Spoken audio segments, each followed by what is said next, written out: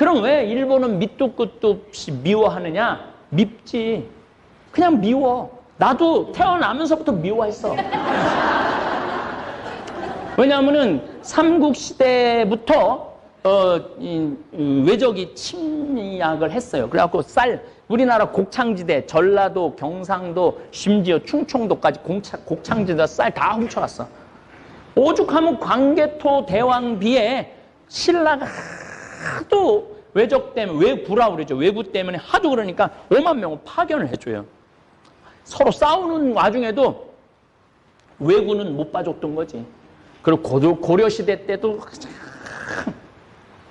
그래서 고려시대 유명한 최무선 장군이 화약 개발해갖고 외구 쫓아내는 얘기. 최영 장군, 이성계 다 외적 쫓아낸 사람들이야. 그리고 그렇게 뭐 300회, 400회 막 침략을 하다가 결국은 1592년에 임진왜란이라는 어마어마한 걸 일으켜갖고 온 나라를 다 휩쓸고 온 나라의 여자를 다 겁탈하고. 그러니까 강대국 중에 다른 나라 거를 안 뺏어가는 나라는 없어. 근데 유일하게 다른 나라 한 번도 침략한 적이 없는 나라가 대한민국에 우리끼리 여기까지 올라온 거야. 대단하지 않아요? 그래서 대단한 사람들이 모여 살아갖고 대한민국을 대한민국이라고 부르는 거야. 그러니까 여러분들은 그런 자부심을 가지고 있어야 돼요. 오늘도 황창현 신부님의 말씀을 통해 행복한 노후를 위한 해안을 얻어가시길 바랍니다. 황창현 신부님의 행복 특강 바로 시작하겠습니다. 우리가 중국을 알아야 돼요. 왜냐하면 우리는 중국하고 접경이 같이 있어요. 중국하고 접경이 같이 있기 때문에 중국에 대한 이해가 있어야 돼요. 한국 사람들은 밑도 끝도 없이 중국 사람들 싫어해요. 뭐 제주도에 와서 떠드는 것도 싫고 목욕탕에서 떠드는 것도 싫고 그냥 싫어. 일본 사람들은 밑도 끝도 없이 미워해. 이상하게 미워. 뭐 강제징용 얘기하고 위안부 얘기할 때 미워. 그런데 이게 좀 논리가 있이 미워하는 거랑 논리가 없이 미워하는 거는 이건 달라요. 밑도 끝도 없이 싫어하고 밑도 끝도 없이 미워하다 보면 당하게 돼 있어요. 그리고 이제까지 쭉 당했고, 중국은 그 삼국지, 유비, 조조, 손권 나올 때 그때 처음으로 중화 사상이 나와요. 중화 사상. 중국이 세계의 중심이다. 한나라가 세계 중심이다. 그리고 중화자는 문화가 융성하다. 우리 문화만 제대로 된 문화고 다른 문화는 문화가 아니다. 그래서 우리나라 사람들, 거란족 사람들, 여진족 사람들, 일본까지 뭐라고 그러냐면은 동이족이라고 그래. 동이족. 동이족은 뭐냐면 동쪽의 오랑캐야. 우리는 오랑캐야. 중국은 중화. 문화도 융성하고 세계 중심인 거야. 그러니까 우리 보러 오랑캐라고 그러니까 우리가 기분이 나쁘니까 싫어할 수밖에 없어요. 또 중국은 대륙을 통일하면 반드시 그 주변의 오랑캐들을 복속을 시켜요. 그러니까 수나라, 수양제, 당나라, 당태종 다 나라를 통일하고 제일 먼저 건드린 게 누구냐면 고구려를 건드린 거예요. 얼마나 힘들어. 결국은 신라하고 당나라하고 연합해갖고 결국은 삼국이 통일이 됐지만은 어떻게 됐어요? 고구려 평양 이하는 다 갖고 갔잖아요. 평양은 다 갖고 갔어. 또 지금 무슨 동북 공정이라고 그래갖고 고구려 발해 역사는 자기네들 역사라 이거야. 자기네들 역사니까 고구려 발해를 갖고 갈 수 있다는 거야. 근데 여기 이면에는 북한에 매장된 그 천연 자원들이 엄청나게 많거든. 그러니까 이게 남한하고 북한하고 통일하면은 이게 다 누구 거야? 남한께 되는 거니까 통일 원하지 않는 거예요. 자기네 쪽으로 흡수 통일하려고 그러는 거예요. 1대1로 많이 들어봤죠? 1대1로. 이 중국이 미국한테 길이 막혀 있어. 그래갖고 저 시안 쪽으로 해갖고 우즈베키스탄, 카자흐스탄 뭐 이렇게 쫙, 그다음에 중동 해갖고 터키 막 해갖고 독일, 프랑스까지 도로를 놓겠다는 거야. 그쪽으로 유럽으로 수출하려면은. 또 하나는 배로 뭐 상하이로부터 시작해갖고 홍콩, 그 다음에 말레이시아, 그 다음에 이 케냐, 인도, 케냐 쪽으로 해갖고 바다로 아프리카까지 자기네들이 먹겠다 이거야 지금. 내가 잠비아를 가서 너무너무 화가 나는 게 중국 사람들이 구리를 다 뺏어가요. 구리를 다 뺏어가요. 전부 중국 사람들이야. 이제 구리만 뺏어가는 게 아니고 뭐를 뺏어가느냐면 나무를 뺏어가. 잠비아 나무가 엄청나게 많거든요. 그러니까 잠비아 사람들이 그 모르는 사람들이 데모를 하고 있어. 그러니까 전 세계에 있는 거를 좀 그 나라답게 살 수 있도록 도와줘야 되는 것이 선진국이고 강대국인데 뺏어가는 게 논리야. 그러니까 싫은 거예요. 그러니까 싫은 거야. 여러분들 밑도 끝도 없이 싫은 게 아니고 이제 왜 싫은지 이해가 될 거야. 그 다음에 원나라는 뭐 몽고지만은 우리 고려 뺏어갖고 그 중국에 연관된 거죠. 얼마나 많은 여자들을 데려가고 우리나라 왕자들을 데려가고 마지막에 고려 왕들은 조선말을 못했대잖아요. 원나라에 가갖고 거기 가고 어린 시절을 보내갖고 그 다음에 명나라는 또 우리 조공바치라고 그래갖고 아버지의 나라, 저기 형님의 나라 그래갖고 조공을 계속 바쳤잖아요. 인삼이고 뭐고. 그래서 거기서 왕의 이름을 내려줘야지 우리가 왕 이름을 받았고. 마지막에는 청나라, 병자호란 1638년 병자호란이 일어났을 때는 우리나라 여자들 다 데려갔다고 보면 돼요. 우리나라 여자들. 거기 인구가 1억 5천만 되는 중국을 다스려야 되는데 마지막에 만주족은 150만 명밖에 안 됐거든. 그러니까 애 많이 낳아야 된다고 조선 여자들 다 데려갔어. 다 데려가고 조선 여자들 만약에 압록강으로 건너오는 거 붙잡으면 발 뒤꿈치를 도끼로 자르고 그랬단 말이야. 그러니까 우리가 중국 놈들은 싫어하는 거야. 중국 놈들은. 그리고 당장에 제주도에 땅 사놓고 텅텅 비워놓고 유령집처럼 만들어 놓고 와보지도 않고 내 건 줘두고 무슨 사드 보복이니. 그러니까 2000년 전에 우리나라한테 하는 짓이나 지금 우리한테 하는 짓이나 똑같아. 그러니까 누가 자존심을 가져야 되느냐면 우리가 자존심을 가져야 돼. 중국 사람들이 좋다고 그래도 팔지 말아야 돼. 근데 국민들이 그런 수준이 안 되는 거야. 땅값 4배, 5배 준다는데 우리 땅이다. 이건 내가 안 판다. 4배, 5배 줘도 니네들 빌리려면 빌려라. 5년, 전세로 빌려가라. 뭐 이런 거를 할 줄 알아야 되는데 그런 게 어딨어. 그럼 왜 일본은 밑도 끝도 없이 미워하느냐? 밉지. 그냥 미워. 나도 태어나면서부터 미워했어. 왜냐하면은 삼국시대부터 외적이 침략을 했어요. 그래갖고 우리나라 곡창지대, 전라도, 경상도, 심지어 충청도까지 곡창지대 쌀 다 훔쳐갔어.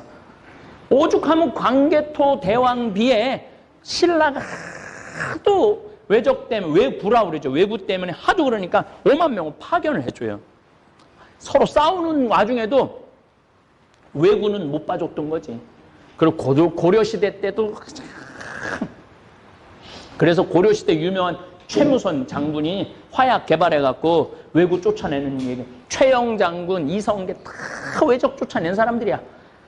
그리고 그렇게 300회, 400회 막 침략을 하다가 결국은 1592년에 임진왜란이라는 어마어마한 걸 일으켜갖고 온 나라를 다 휩쓸고 온 나라의 여자를 다 겁탈하고.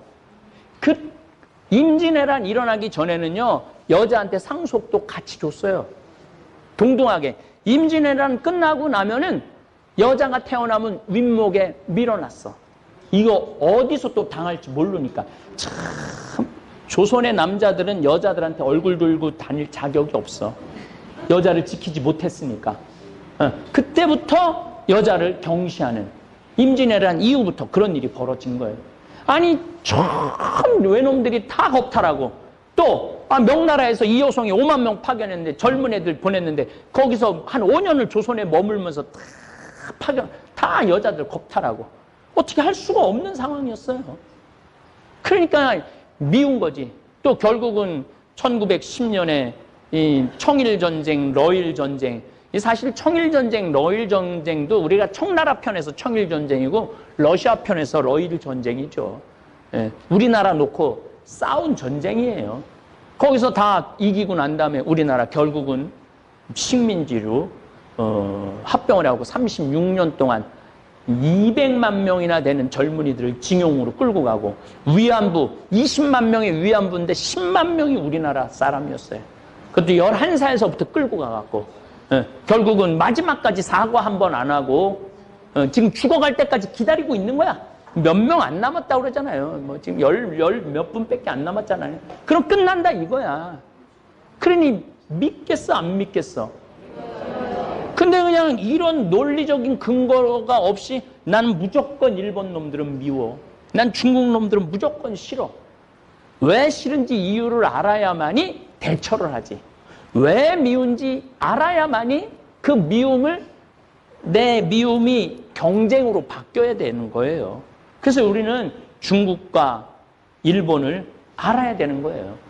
이제는 우리가 3만 달러 시대를 열었어요. 한반도 5,000년 역사 이래 지금처럼 우리가 경제적으로 이렇게 부유하고 군사력으로 이렇게 강력한 적이 없었다 이거야. 그러니까 옛날에 매일 중국에 굽신거리고 일본에서 막 그냥 이렇게 핥히면 아파. 건드리지 마라. 나 좀 괴롭히지 마. 이게 아니야 이제는. 이제는 대등한 입장에서 니네들 자꾸 독도는 우리 땅 그러면 우리 쓰시마 우리가 점령할 거다. 이렇게 나가야 될 정도의 능력이 이제 됐어. 한번 해보자. 그러면 우리를 어려워하고 무서워할 거 아니야. 만만해 보이니까 이 지금 동북공정도 지금 평양 뺏어가겠다고 저렇게 되는데 그렇게 되면 우리 가만히 안 있겠다. 이 정도의 국민의식을 갖고 있어야 돼요. 이제는. 넘겨보세요. 자, 그럼 1945년에 세계 정세를 한번 좀 봤으면 좋겠어. 내가 영국이 해가 지지 않는 나라라고 그러잖아요. 나는 이게 영국이 해가 지지 않는 나라가 아니라 도둑질하느냐고 해질 시간이 없는 나라야. 전 세계 돌아다니면서 도둑질하느냐고 해질 시간이 없는 나라야. 그렇게 표현해야 돼. 뭐가 해가 대영 제국은 뭐가 대영 제국이야. 여기가 영국인데 이 빨간 거 리비아, 수단, 소말리아, 뭐 이디오피아, 그 다음에 콩고, 케냐, 탄자니아, 우리 잠비아도 영국령이었어요. 보츠와나, 나미비아, 다 영국, 나이지리아, 니제르, 예멘, 오만, 인도 이 큰 나라, 인도, 그 다음에 호주는 뭐 자치령이고, 캐나다도 자치령이고, 미국도 영국의 식민지 생활을 했죠. 그러니까 요 섬나라가 이 전 세계를 다 무슨 영국이 무슨 신사의 나라? 나는 신사의 나라라고 생각하지 않아요. 더욱이 이 아프리카를 떠날 때 이 프랑스, 영국 얘네들이 부족하고 상관없이 일자로 잘라놨어. 다 일자로. 그러니까 이쪽 부족하고 이쪽 부족이 같은 부족인데 나라가 다른 거야. 나라가 다르니까 우리 합치게 해달라고 그러니까 싸우는 거야. 그러니까 이 아프리카 사람들이 나빠서 싸우는 게 아니에요. 수단도 남수단, 북수단이 있는데 남수단에는 석유가 많이 나와. 근데 남수단, 북수단을 딱 잘라놓은 거야. 그러니까 그렇게 싸우는 거야. 그러니까 누가 다 싸움의 원인을 만들어 놓느냐면은 이 영국. 또 싸우니까 또 뭐해? 무기 팔아먹고. 지금도 착취를 하고 있는 거죠. 프랑스, 알제리, 리비아, 그다음 모리타니, 뭐 세네갈, 뭐 차드 이 엄청난 땅들을 전부 다 식민지로 썼던 거야. 저기 기아나, 마다가스카르, 뭐 유명한 마다가스카르도, 요 베트남도 프랑스가. 그래서 제가 말씀드리잖아요. 세계 10대 강대국 중에서 다른 나라 침략하지 않은 나라는 딱 한 나라밖에 없다고. 그게 누구냐면 대한민국이야. 다른 나라들은 다 다른 나라 침략해서 중국은 뭐 말할 것도 없죠. 중국은 여기 지금 티베트까지 다 먹었잖아요. 만주, 뭐 몽고도 먹었죠. 중국 다 먹은 거야. 다 먹어갖고 지금은 이제 아프리카 1대1로 사업으로 아프리카 거 다 뺏어가잖아요. 그러니까 강대국 중에 다른 나라 거를 안 뺏어가는 나라는 없어. 근데 유일하게 다른 나라 한 번도 침략한 적이 없는 나라가 대한민국에 우리끼리 여기까지 올라온 거야. 대단하지 않아요? 그래서 대단한 사람들이 모여 살아갖고 대한민국을 대한민국이라고 그러는 거야. 그러니까 여러분들은 그런 자부심을 가지고 있어야 돼요. 나는 외국 사람들 만날 때 그렇게 얘기해요. 난 잠비아 대통령 만날 때도 얘기했어요. 우리나라는 외국을 한 번도 침략한 적이 없는 나라다. 우리나라는 우리나라 스스로 일어난 나라다. 근데 잠비아도 다른 나라를 침략한 적이 없고 영국 지배를 받은 나라예요. 그래서 나는 잠비아에 대한 애정이 많다. 이 잠비아 국민들 전쟁 싫어하고 다른 나라 침략하지 않고 부족끼리도 싸우지 않고 난 그래서 이 잠비아를 특별히 애정을 가지고 이 잠비아가 잘 되는 게 아프리카의 표본이 될 거라고 나는 생각을 한다. 그래서 정말 지금 잠비아하고 서로 마음을 맞춰서 정말 아름다운 프로젝트를 하고 있는 거죠. 프랑스, 포르투갈은 이 브라질, 아르헨티나, 남미를 포르투갈하고 스페인이 다 나눠 가졌죠. 예, 스페인이 브라질을 가지고 있었죠. 포르투갈이 브라질을 갖고 있고 스페인이 나머지 땅을 다 가지고 있었죠. 여기 다 포르투갈, 스페인에서 한 500년 동안 뺏어간 거예요. 500년 동안. 얼마나 금하고 은을 많이 실었으면 배가 가라앉았어. 가다가 가라앉았어요. 실어갖고 가다가 가라앉은 거예요. 여기서 실어갖고 여기가 스페인이거든요. 여기가 포르투갈이고 가다가 가라앉은 거예요. 가라앉은 거. 그 가라앉은 배들을 요즘 찾아내잖아. 그러니까 얼마나 많이 뺏어가는 거예요. 이거는 복음하고 전혀 맞지 않는 거죠. 호주는 아직도 영국 자치령이야. 호주, 캐나다는 아직 영국 자치령이야. 이제 여기가 이제 1945년에 이제 해방이 돼갖고 우리나라도 이제 자치령으로 지금 돼 있는데 넘겨보세요. 내가 말하고 싶은 건 2차 세계대전 당시 일본이 점령한 국가를 얘기를 하는 거예요. 일본은 굉장히 큰 나라예요. 우리나라보다 4배 커요. 여기가 사할린이야. 사할린 우리 동포들 요즘 다시 돌아오죠? 네. 일본이 점령을 했을 때 여기에 비행장 세우고 여기 길 닦고 자원 캐내는데 다 누구를 동원했느냐면 우리나라 사람들을 다 이쪽으로 징용해갖고 이 추운데 7만 명이나 끌고 가갖고 이 얼음의 땅을 한 거야. 이 사할린은 이제 러시아 땅이 됐어요. 전쟁 끝나고 다시 돌려줬어요. 그래도 일본 사람들이 이 사할린을 먹은 거야. 소련 땅을. 만주 1938년에 만주하고 이 중국하고 전쟁해갖고 만주 뺏었지. 내몽고 뺏었지. 여기 산둥 반도 뺏었지. 타이완 뺏었지. 필리핀 점령했지. 마카오, 베트남, 이 프랑스로부터 베트남도 뺏었지. 미얀마. 이 마지막에 1945년도에는 이 베트남에 쌀 많잖아요. 전쟁한다고 여기 쌀 다 뺏어가갖고 200만 명의 베트남 사람들이 굶어 죽어요. 그러니까 아시아에서 얼마나 이 일본이 깡패짓을 많이 했는지 몰라요. 말레이시아, 그 다음에 인도네시아, 필리핀, 하다못해 파푸아 뉴기니. 제가 내 친구 김순겸 신부가 파푸아 뉴기니 선교사로 갔을 때 거기 내가 한창 그때 스킨스쿠버 했을 때예요. 스킨스쿠버하고 배 이제 바다 한가운데 딱 들어갔는데 내가 놀란 게요. 1942년, 43년도에 일본 비행기야. 비행기가 미국 비행기하고 전투하고 추락한 거야. 추락했는데 일본 일장기가 있더라고. 그 비행기 안에. 그런데 그 좌석에 가보는데 기관총도 그대로 있어. 기관총이 녹이 하나도 안 났어. 60년이 됐는데.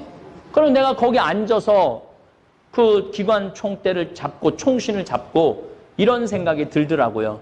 1943년도는 우리나라는 마차 타고 다녔었던 시대인데 일본 사람들은 비행기를 만들어서 그것도 이 그때 우리는 파푸아 뉴기니가 어딘지도 몰랐었을 거야 아마. 이 파푸아 뉴기니까지 와서 이 기관총을 쏘고 전 세계를 돌아다니면서 전쟁을 한 일본에 대해서 다시 생각하게 되더라고요. 그런데 이렇게 많은 나라들을 점령한 일본이 1920년대 우리는 뭐 남북 합쳐서 뭐 2천만이라고 그러는데 1920년대 일본의 인구가 얼마인 줄 알아요? 9,700만 명. 1억 명이 다 됐었어. 1억 명이. 여러분들 9,701억 명이야. 1억 명.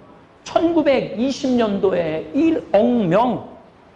우리 2천만 명일 때 그때 항공모함 만들어갖고 진주만 하와이까지 가갖고 미국 항공모함 파괴한다고 수백 대 비행기 대갖고 날아간 나라야. 근데 우리는 이상한 게 있어.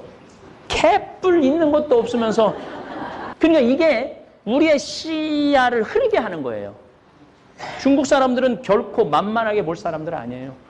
언제든지 우리나라를 속국으로 만들 나라예요.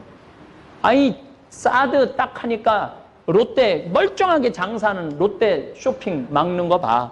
한영이라고 한국의 한류 가수들 입국 안 시키잖아요. 전부 다 취소시키고. 그러니까 이게 무슨 논리적으로 이 나라가 윤리적으로 정의적으로 되는 나라가 아니야. 우리가 중국하고도 맞설 수 있는 유일한 길은 힘밖에 없어요. 윤리가 가능한 나라가 아니야. 합의가 되는 나라가 아니에요. 또 일본도 똑같죠. 일본은 1905년에 독도는 자기네 땅 그러면서 우리나라를 합법적으로 먹은 거예요. 1905년에. 그런데 올해부터 일본은 모든 교과서 안에 초등학교, 중고등학교 애들 안에 독도는 일본 땅인데 한국이 강제 점령하고 있다. 이렇게 지금 배우고 있거든요. 이렇게 배우고 있으니까 얘네들이 자라면서 마음 안에 분노가 생겨. 저 독도 우리 땅인데 저 안에 천연가스가 그렇게 많다는데 저거를 저 강제 점령하고 저 언젠가 뺏어와야 되겠다. 언젠가 전쟁해야 되겠다. 이 마음을 심어주는 거야. 그러니까 우리가 독도는 그 땅이라고 교육시키고 있는 거를 저대로 놔두면 안 되는 거예요. 그래서 역사를 우리가 교육을 해야 되는 거예요. 역사를 알아야 되고 지리를 알아야 돼. 세상이 어떻게 돌아가고 있는지는 알아야 될 거 아니야. 지금 내 자식 지금 뭐 취직하고 뭐 집에서 컴퓨터 게임하고 이게 문제가 아니야. 여러분들이 이런 역사의식을 알아야지 애들한테 말을 해줄 거 아니야. 넘겨보세요. 자, 이거 아주 중요한 그림이에요. 자, 러시아는 전 세계에서 나라가 제일 큰 나라예요. 17억 제곱킬로미터야. 그럼 우리나라 170배 정도 큰 나라예요. 우리나라 170배 정도. 그 다음에 인구는 1억이야. GDP는 1억 5천. 우리보다 작아. 우리는 GDP가 1억 6천억 달러야. 일본은 40만 제곱킬로미터야. 우리나라는 10만 제곱킬로미터고. 일본이 우리나라보다 4배가 땅이 커요. 근데 경제도 정확하게 경제는 한 3.5배 정도 커. 옛날에는 6배 컸는데 우리가 따라잡은 거예요, 지금. 이건 1990년에서 2010년까지 성장 없는 20년 세월 때 우리가 따라잡은 거예요. 요 얘기는 내가 다음에 또 말씀을 드릴 거. 왜 성장 없는 20년을 맞이했느냐? 이거는 누가 밟았느냐? 미국이 밟은 거야. 미국을 거의 따라갔거든요. 1986년경에 미국을 따라갔고 이제 우리가 이제 드디어 미국을 앞지르겠다. 그러니까 미국이 이것들 봐라. 우리를 앞질러. 그때부터 미국이 양털깎기라는 걸 해요. 그래갖고 싹 자본 다 빼가. 그러고 막 돈이 막 넘쳤는데 다 빼가니까 저기 도쿄의 빌딩 같은 경우는 막 땅값이 막 100억 하던 땅이 한 600억 해갖고 그냥 도쿄만 팔아도 미국 전부 다 산다고 정신 나간 일본 사람들이지. 예, 근데 싹 다 빼가니까 땅값이 6분의 1로 반토막이 나요. 그래갖고 막 그때 1991년도에 여러분들 텔레비전 보면 막 그 은행 총수들이 막 은행 꼭대기층에서 뛰어내리고 막 자살하고 막 그랬던 게 바로 그때예요. 예. 그때 우리가 20년 동안 일본을 엄청 따라잡은 거야. 그래 이렇게 따라잡으니까 일본이 우리를 또 미워해. 일본도 우리 엄청 미워해요. 우리도 일본 엄청 미워하지만은, 그러니까 일본하고 우리는 친구가 될 수가 없다. 그래도 나도 일본 사람하고 친한 사람들 많아요. 왜냐하면 일본 사람을 개인적으로는요, 예의 바르고 정성껏 있고 그 속은 어떤지 모르지만은 하여튼 그래요. 그리고 근데 이제 신부님이라고 그래요. 신부님 또 오시라고 언제든지 방 비워낼 테니까 오시라고. 그래, 그렇게 개인적으로는 참 다정하고 정성스러워. 근데 이 일본이라는 나라는 이게 합쳐놓으면은, 이 지도층으로 올라가면은 이 문제가 생겨요. 천황, 쇼군, 다이모, 사무라이, 이거는 이제 다음 시간에 공부를 할 건데, 얘네들 쪽으로 올라가면은 이 일반 국민들 생각하고는 완전히 다른 생각을 갖고 있어요. 그래서 일본은 이 국민들을 우민화하는 데는 천재야, 천재. 근데 대한민국처럼 국민들이 똑똑한 나라는 없어. 그냥 말해보면 다 문재인보다 똑똑하고 박근혜보다 다 똑똑해. 말해보면은. 그거 참 신기해져. 네. 토끼가 하루는 약국에 딱 들러가고, 아저씨, 당근 있어요? 딱 그랬어요. 그때 약사가 토끼가 약국에서 당근을 찾으니까 기분이 나쁘단 말이에요. 약국엔 당근 없다. 딱 그랬어요. 알았어요. 그리고 갔어요. 다음날 또 토끼가 또 왔어요. 아저씨, 당근 있어요? 이놈 새끼 약국이 당근 없다는데 왜 자꾸 찾아오느냐고. 알았어요. 그리고 또 갔어요. 다음날 토끼가 또 왔어요. 아저씨, 당근 있어요? 너 한 번만 더 약국에 와서 당근 찾으면 가위로 잘라버린다. 네 귀. 딱 그랬어요. 알았어요. 그리고 갔어요. 다음날 토끼가 또 왔어요. 아저씨, 가위 있어요? 그러니까 약국에 무슨 가위가 있느냐? 그러니까 이 토끼 하는 말이, 아저씨, 그럼 당근 있어요? 그러더래요.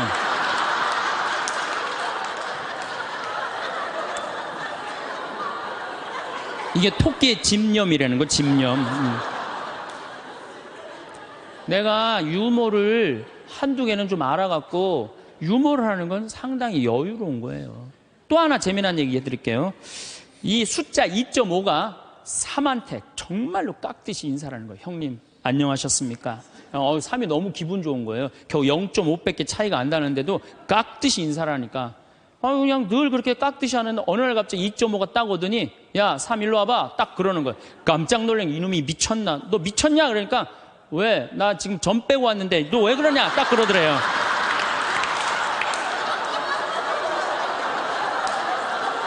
재밌어요?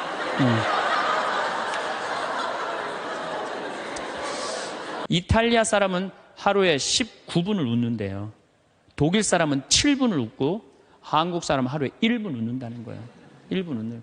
그러니까 한국 사람들이 그래서 행복 지수가 떨어지는 거예요. 안 웃어서 행복 지수가 떨어지는 거예요. 여러분들 웃는 게 얼마나 좋으냐면요, 이 웃는 여자들을 보면은요 이뻐요. 웃는 여자들을 보면 예뻐. 왜 이쁜 줄 아세요? 막 웃으면 장운동이 막 돼. 장운동이 되면 막 소화도 잘 되고 피부가 예뻐. 그럼 피부가 예쁘면 사람들이 예쁘다 그러면 또 웃어, 막 웃어. 그럼 또 장운동이 또 돼. 장운동이 되면 또 40이 됐는데 얼굴이 예쁘다 그러면 또 막 웃어. 그럼 또 장운동이 돼. 계속 그 사람이 이쁜 거예요. 계속. 그러니까 이쁜 여자는 이쁠 수밖에 없어요. 왜? 웃어서. 그런데 안 웃는 여자는요 딱 안 웃어. 그럼 사람들이 말도 안 걸어. 맨날 인상 써. 그러니까 장운동이 안 돼. 소화가 안 되는 거야. 소화가 안 되니까 또 인상을 써. 그러니까 주위에서 인상 쓰니까 피해. 그러니까 피하니까 저거 왜 날 또 피해야지. 그리고 또 인상을 써. 근데 장운동이 또 안 돼. 장운동이 안 되니까 또 인상을 쓰고. 그러니까 계속 인상을 쓰는 거야. 그럼 50살쯤 되면 안 웃은 사람은요 얼굴에 굵은 주름만 있는 거야. 굵은 주름만. 그래갖고 그냥 얼굴을 보면은요 이마에 막 칼자국 쫙 나 있고 막 이런데 칼자국 나 있는 거야 그냥. 그러니까 안 웃는 사람은요 결국은, 웃는 사람이 나타나면 주위에 1m 사람들이 확 모여요. 근데 안 웃는 사람이 딱 나타나면 갑자기 5m 뒤로 사람이 다 물러나요. 그 사람 주위로. 그러니까 나는 매력적인 사람이 되고 싶다. 그럼 웃으면 돼요. 근데 내가 강원도 평창에 농사지로 딱 들어갔는데 사람이 아무도 없는 거예요. 나 밥 사주는 사람이 아무도 없는 거예요. 그리고 그냥 밤에 나오면 얼마나 깜깜한지 내 다리가 안 보여요. 다리가 보여야지 어딜 돌아다니까. 몸만 보여, 몸만. 강시 떠도 둥둥둥도 떠다니는, 강시 떠다니는 것처럼. 밥 사주는 사람도 없고 갈비 먹고 싶은데. 근데 난 갈비 먹고 싶으면 뭐라 그러냐면은, 창현아 갈비 먹고 싶냐? 가자, 내가 사줄게. 난 나한테 내가 사줘요. 내가 또 회 먹고 싶으면은 창현아, 회 먹고 싶냐? 가자, 내가 사줄게. 나한테 내가 사줘요. 나는 나한테 내가 사주니까 남한테 원망 안 해요. 왜? 내가 즐겁게 먹으니까. 근데 여기는 우리 많은 자매님들 자기 돈으로 사 먹을 생각은 안 하고 아들이 사줄래나 남편이 사줄래나 1년 전에도 안 사주더니 또 안 사주네 이러고 그냥 맨날 청승을 떨면은요 알아주는 사람 아무도 없다고. 그리고 여러분들 100년 동안 살 동안 여러분들 행복을 이웃이 챙겨줄 수 있을까요? 남편이 100년 동안 챙겨줄 수 있어요? 자식이 100년 동안 챙겨줄 수 있어요? 행복은 누가 챙기는 거냐면 내가 챙기는 거예요. 내가 나한테 행복할 수 있도록 해줘야 돼요. 근데 그냥 자기한테는 잘해줄 생각을 안 하고 남이 나한테 안 해줄까 이것만 계속 바라고 있으면 그런 여자들이 복장 터지는 여자들이에요. 그런 여자들이. 이제는 행복의 주인공은 누구다? 나다. 옷도 좀 사 입으세요. 옷도. 뭐 자기가 무슨 군인이야. 철모 쓰고 그냥 1년 내내 딱 그냥 바뀌지 않는 옷 입고 돌아다니면요. 집에서 왔다 갔다 하면요. 이 전부 다 심란해요.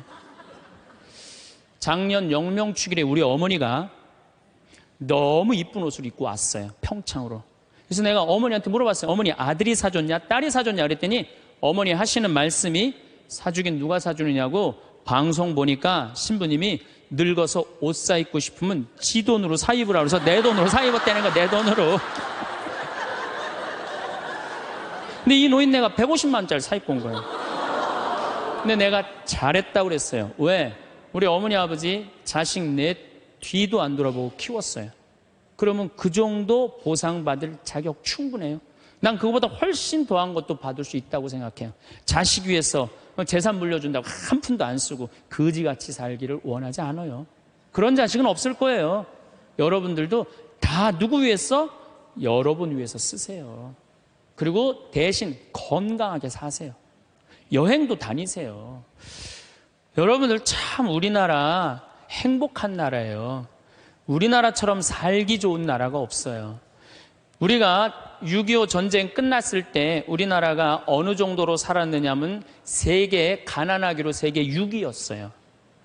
IT 아시죠? 지난해 지진이 일어났던 IT하고 똑같았어요. 근데 지금 50년이 지난 지금 IT는 어떻게 삽니까? 정말로 거적대기 속에서 살아요. 그런데 50년이 지난 우리나라는 지금 어떻습니까? 세계 경제 규모 13위, 소비지수 7위, 이탈리아보다도 더 잘 써요. 그리고 올해 1조 달러 경제 규모 1조 달러. 우리 어렸을 때는요 100억 달러 수출 맨날 그러고 자랐어요. 그거 배우고 자랐어요. 그런데 1000억 달러도 아니고 1조 달러. 대단한 거예요. 정말로 대단한 거예요. 전 세계에 이런 나라가 한 나라도 없는 거예요. 원조 받는 나라에서 원조 해주는 나라. 그래서 제가 이 대단한 사람들이 모여 살아갖고 우리나라 이름이 대한민국이라고 그런 거예요. 대한민국이라고. 여러분들 제가 얼마 전에 서안이라는 데를 다녀왔어요. 진시황 묘 있는데. 근데 그 진시황을 끌던 마차가요. 말이 4마리야. 4마리. 그 대단한 진시황을 끌고 가는 마차가 말이 4마리예요. 여기 정조 임금이 아버지 육릉에 갈 때 여기서 말 몇 마리 끌고 왔는지 알아요? 전체 행렬이 120마리도 채 안 됐어요. 근데 여러분들이 지금 2000cc 차를 타고 지금 여기 성당에 오셨다면 여러분은 말 몇 마리를 끌고 온 거냐면 150마리를 끌고 온 거예요. 말 150마리를 끌고 온 거예요. 우리가 얼마나 많은 걸 지금 누리고 살고 있는데 그걸 몰라요. 옛날에 왕은요 여름에 얼음 좀 먹고 싶으면은 동빙고 서빙고 막 뛰어가서 그냥 막 얼음 갖다 바쳤어요. 근데 우리는 집집마다 냉장고에서 열면 얼음 다 있어요. 동빙고 서빙고 다 있어요. 옛날에 진시황보다 옛날에 정조임금보다 우리가 훨씬 더 잘 사는 거예요. 그런데도 지금 감사하지 못하고 있다. 이건 정신적인 병이 들어있는 거예요. 짧은 시간 내에 남들은 100년 역사가 넘는데 우리는 겨우 30년, 40년 됐는데도요. 세계 4위 시장이에요. 4위 시장. 대단한 거예요. 텔레비전 잘 만들어요? 못 만들어요? 잘 만들어요. 2009년 기준으로 미국 LED 텔레비전 시장 90%가 한국 텔레비예요. 유럽에서는 뭐 내가 2004년인가 5년 갔을 때 이미 우리나라 LG가 거기 1위. 참 참 잘 만들어요. 파나소닉이라는 일본 텔레비전 회사가요, 한 달 전에 손들었어요. 텔레비 사업을 포기했어요. 뭐라고 포기했느냐면 우리는 삼성, LG 텔레비 따라갈 수가 없다. 그래서 우리는 텔레비 사업을 포기한다. 차 잘 만들죠. 텔레비전 잘 만들죠. 배 잘 만들죠. 휴대폰 잘 만들죠. 반도체 잘 만들지. 우리가 땅이 넓어요. 그렇다고 자원이 많아요. 정말 국민들 똑똑한 거 하나로, 성실한 거 하나로 이렇게까지 올라왔으면 행복해야죠. 근데 왜 OECD 30개 국가 중에 행복 등수가 25등이냔 말이에요. 욕심이 너무 많아서 그래요. 여러분들 지금 누리고 있는 것에 대해서 감사하지 못해서 그래요. 욕심 많은 사람은 기쁘게도 못 살고 감사도 못해요. 여러분들 마음 안에 지금 욕심을 조금만 버리면요, 정말로 행복하게 살 수 있어요. 그 다음에 여러분들 한류 많이 들어봤죠? 깜짝 놀랄 일이에요. 내가 일본에 가서 드라마를 보면요, 정말로 재미없어요. 정말로 재미없어요. 근데 우리나라 드라마 보면요, 정말 재밌어요. 어쩜 그렇게 잘 만들어, 드라마를. 저기 대장금을 내가 케냐 나이로비에 갔는데 거기서 나오더라고요. 중동에서 나오는 거 말할 것도 없고, 중동에서 대장금 할 때는 시청률이 90%라 아예 가게를 열 수가 없대. 사람이 돌아다니지 가게를 열지. 그러니까 사람이 없으니까 가게 사람들도 일찍 들어와서 다 보는 거예요. 그러니까 전 국민이 다 본다는 거예요. 참 대단하지 않아요? 그래서 대한민국이라는 거예요. 문화는요, 선진국이 끌고 가는 거예요. 그렇다면 이미 우리나라는 문화 선진국이 된 거예요. 그런데 왜 자살률이 세계 1위야? 15,430명이 2009년에 죽었어요. 1시간에 2명씩 뛰어내서 죽는 거예요. 이게 국민들이요, 돈도 많이 생겼고 문화도 높은데요, 정신적인 수준이 행복감, 만족감이 떨어지는 거예요. 이제 만족하고 살아야 되거든요. 근데 우리는 아직도 무슨 병이 들어있어? 1등병이 들어있는 거야. 아직도 1등병이 들어있는 거야. 아니, 나는 전교 1등은 들어봐도 전국 1등 하라고 아들 때리는 건 난 그게 이해가 안 가는 거예요. 전교 1등이라는 것도 꿈도 못 꾸는데 전국 1등을 안 한다고 아들을 야구방망이로 때리고 골프채로 때리고, 이게 우리의 불행이에요. 여러분들 1등 한다고 행복해요? 출세한다고 행복해요?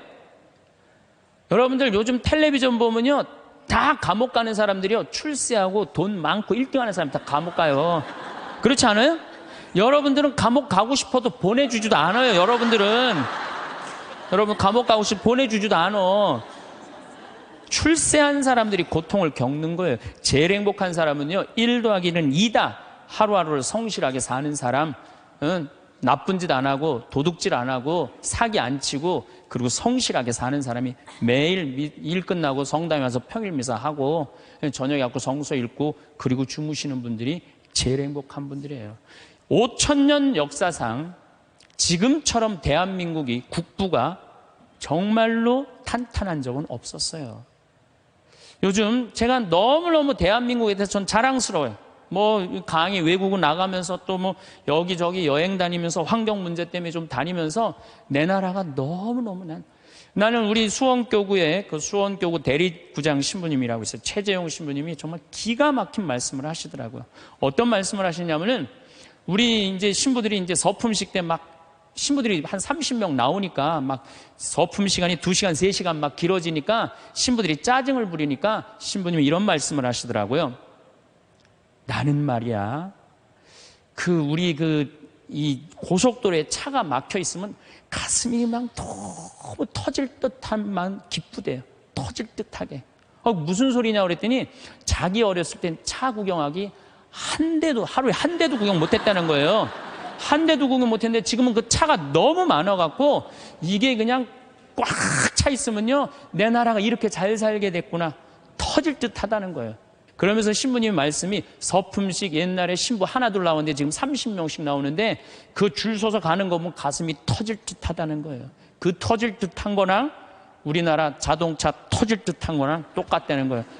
그 말씀 들어보니까요, 정말로 맞는 말씀이에요. 이렇게 정말로 행복한 나라에서 국민들이 왜 감사하지 못하느냐고요. 하나 아쉬운 게 있다면은 우리나라가 다 잘 나가요. 근데 제가 환경운동하는 신부로서 제일 걱정되는 건 뭐냐면 식량이에요, 식량. FTA가 어떻게 되는지 난 잘 모르겠어요. 그렇지만은 역사적으로 대왕 칭호를 듣는 사람들은요, 국민들 배 안 굶겨요. 식량 자급률 높여요. 세종대왕이 그랬어요. 세종대왕이 뭐라 그러냐면 백성은 밥을 하늘로 삼고 나라는 백성을 하늘로 삼는다고 그랬어요. 먹는 게 굉장히 중요합니다. 먹는 걸 무시하는 임금은요, 성군이 될 수가 없어요. 그래갖고 이 세종대왕이 뭘 했느냐면은 추국이 이거 다 농사 때문에 한 거예요. 해시계 이것도 다 농사 때문에 한 거예요. 27%의 백성이 굶어 죽었어요. 세종대왕 때. 근데 세종대왕 때 그거를 해결을 한 거예요. 정조 임금은 수원 소호에다가 인공 호수를 만들었어요. 그래갖고 제발 우리 백성들 안 굶긴다고 어떻게? 안 굶긴다고 뭐를 했느냐면은 거기 연구소를 했어요. 그래서 여러분들 농촌진흥청이 왜 지금 수원 소호에 가 있는 줄 알아요? 그 세종대왕의 전통을 이어받는다고.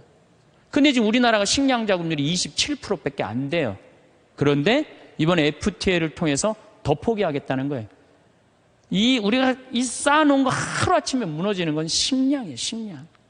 그래서 이 식량 문제만 우리 국민들이 정말 의식을 갖고 해결해 나갈 수 있다면 대한민국은 앞으로 세계 4위, 3위까지 올라갈 수 있어요. 그 다음 또 하나 잘해야 되는 거, 국회의원들. 제발 좀 싸우지 좀 않았으면 좋겠어요. 응? 이 예산안 처리를 한 번도 제때 처리한 적이 없어. 올해도 그냥 넘어가고 있어요. 국민들은 너무 잘하는데, 국민들은 너무 대단한데, 우리 국회는 세계 5대 최대 최악의 국회라고 선정이 됐으니 이게 참 안타까운 거죠. 내가 여의도 와서 강의해서 하는 소리에 저기다 대고 지금. 예. 그래서 우리는 정말로 이제 감사하면서 살아야 된다. 예, 감사하는 사람은요, 행복할 수 있어요. 그렇다면은 우리가 이제 어떻게 하면 행복하게 살 수 있느냐? 그걸 말씀을 드리겠습니다.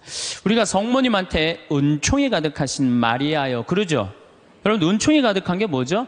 내가 성당을 한 10년을 졌는데, 성당을 짓는다고 저녁에 삽자루를 쥐고 계속 삽질을 하고 있는데 기운이 안 나. 근데 형제 하나가 와갖고 딱 넥타이를 부르고 삽을 딱 잡으면요, 내가 기분이 너무 좋아요. 그 형제는 무슨 형제? 은총이 가득한 형제. 근데 우리는 성모님한테 은총이 가득한 마리아라고 그래. 성모님은 왜 은총이 가득하냐? 천사가 나타나갖고 마리아, 아이를 가질 것이다. 성모님의 첫째 반응은 그 말뜻이 무슨 말뜻일까? 곰곰이 생각해요. 은총 가득할 수 있는 사람은 첫 번째 조건은 곰곰이 생각하는 거. 내 인생이 어떻게 될까? 내가 처년대 아이를 가지면은 내가 이 아이랑 같이 돌에 맞아 죽지는 않을까? 요셉 남편한테는 어떻게 해야 되나? 곰곰이 생각을 했어요. 자기 인생에 대해서. 여러분들은 이제 여기 지금 60살 되신 분들은 100살까지 살 것이고, 50살 되신 분들은 110살까지 살 것이고, 40살 되신 분들은 120살까지 살 거야. 그럼 나는 이제 자식 다 키우고 60살서부터 120살까지 뭐하고 살 거냐? 곰곰이 생각해야 돼. 만약에 곰곰이 생각 안 하는 사람은 은총 가득하게 살 수가 없어요. 저는 신학생 때 이런 생각을 했어요. 우리가 지금 성당 건물 짓는 것만 중요한 게 아니다. 앞으로 주 5일째가 되면은 교우들은 바깥으로 나간다. 2만 달러가 넘으면 거의 선진국이 예를 들어보면 전부 주일미사 안 하고 다 놀러 나간다. 그렇다면 이제는 교회는 도시에다가 건물을 짓는 게 중요한 게 아니고 자연 안에다가 교우들이 와서 기도하고 쉴 수 있는 데를 만들어야 된다. 난 그 신학생 때 곰곰이 생각했어요. 그 신부 되자마자 내가 땅 보러 다녔어요. 돈 한 푼도 없는데도 30억짜리, 40억짜리 막 땅 보러 다녔어요.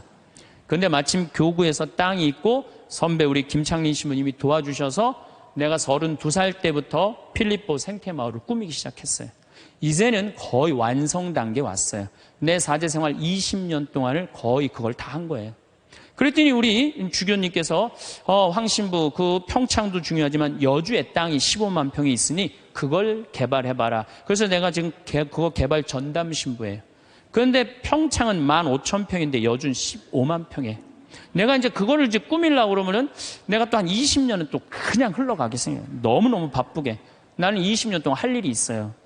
나는 늙어도 걱정 없어요. 할 일이 있으니까. 그랬더니 주교님이 또 한 번은 부르시더니 용인에 대대리에 5만 평이 있으니 그것도 개발하라는 거예요. 나는 80살까지 할 일이 있는 거야, 나는. 얼마나 좋아요, 할 일이 있으니까. 근데 저는 제가 하고 싶은 건 아프리카의 생태마을 꾸미는 거예요. 그래갖고 지금 말라이 김청자 선생 가 있는데 우리 한상호 신부님, 우리 또 수원교구 신부들 가 있는데 내가 관심 많아요. 그래서 나름대로 지금 준비를 하고 있어요. 그래서 내가 아프리카의 생태마을 꾸밀라고 생각을 해보면은 100살까지 할 일이 있는 것 같아. 100살까지. 그리고 이제 대한민국을 나는 전체로 생태마을을 꾸미고 싶은 게 꿈이에요. 그래서 우리나라에 한 40개 생태마을을 꾸미고 싶어요. 그럼 난 120살까지 할 일이 있는 거야. 늙어서 할 일이 기다리고 있다. 이거 행복한 거예요. 여러분들 만약에 내가 60살에서부터 120살까지 아무것도 할 일이 없다. 그건 사는 게 저주예요. 오래 사는 게 저주예요.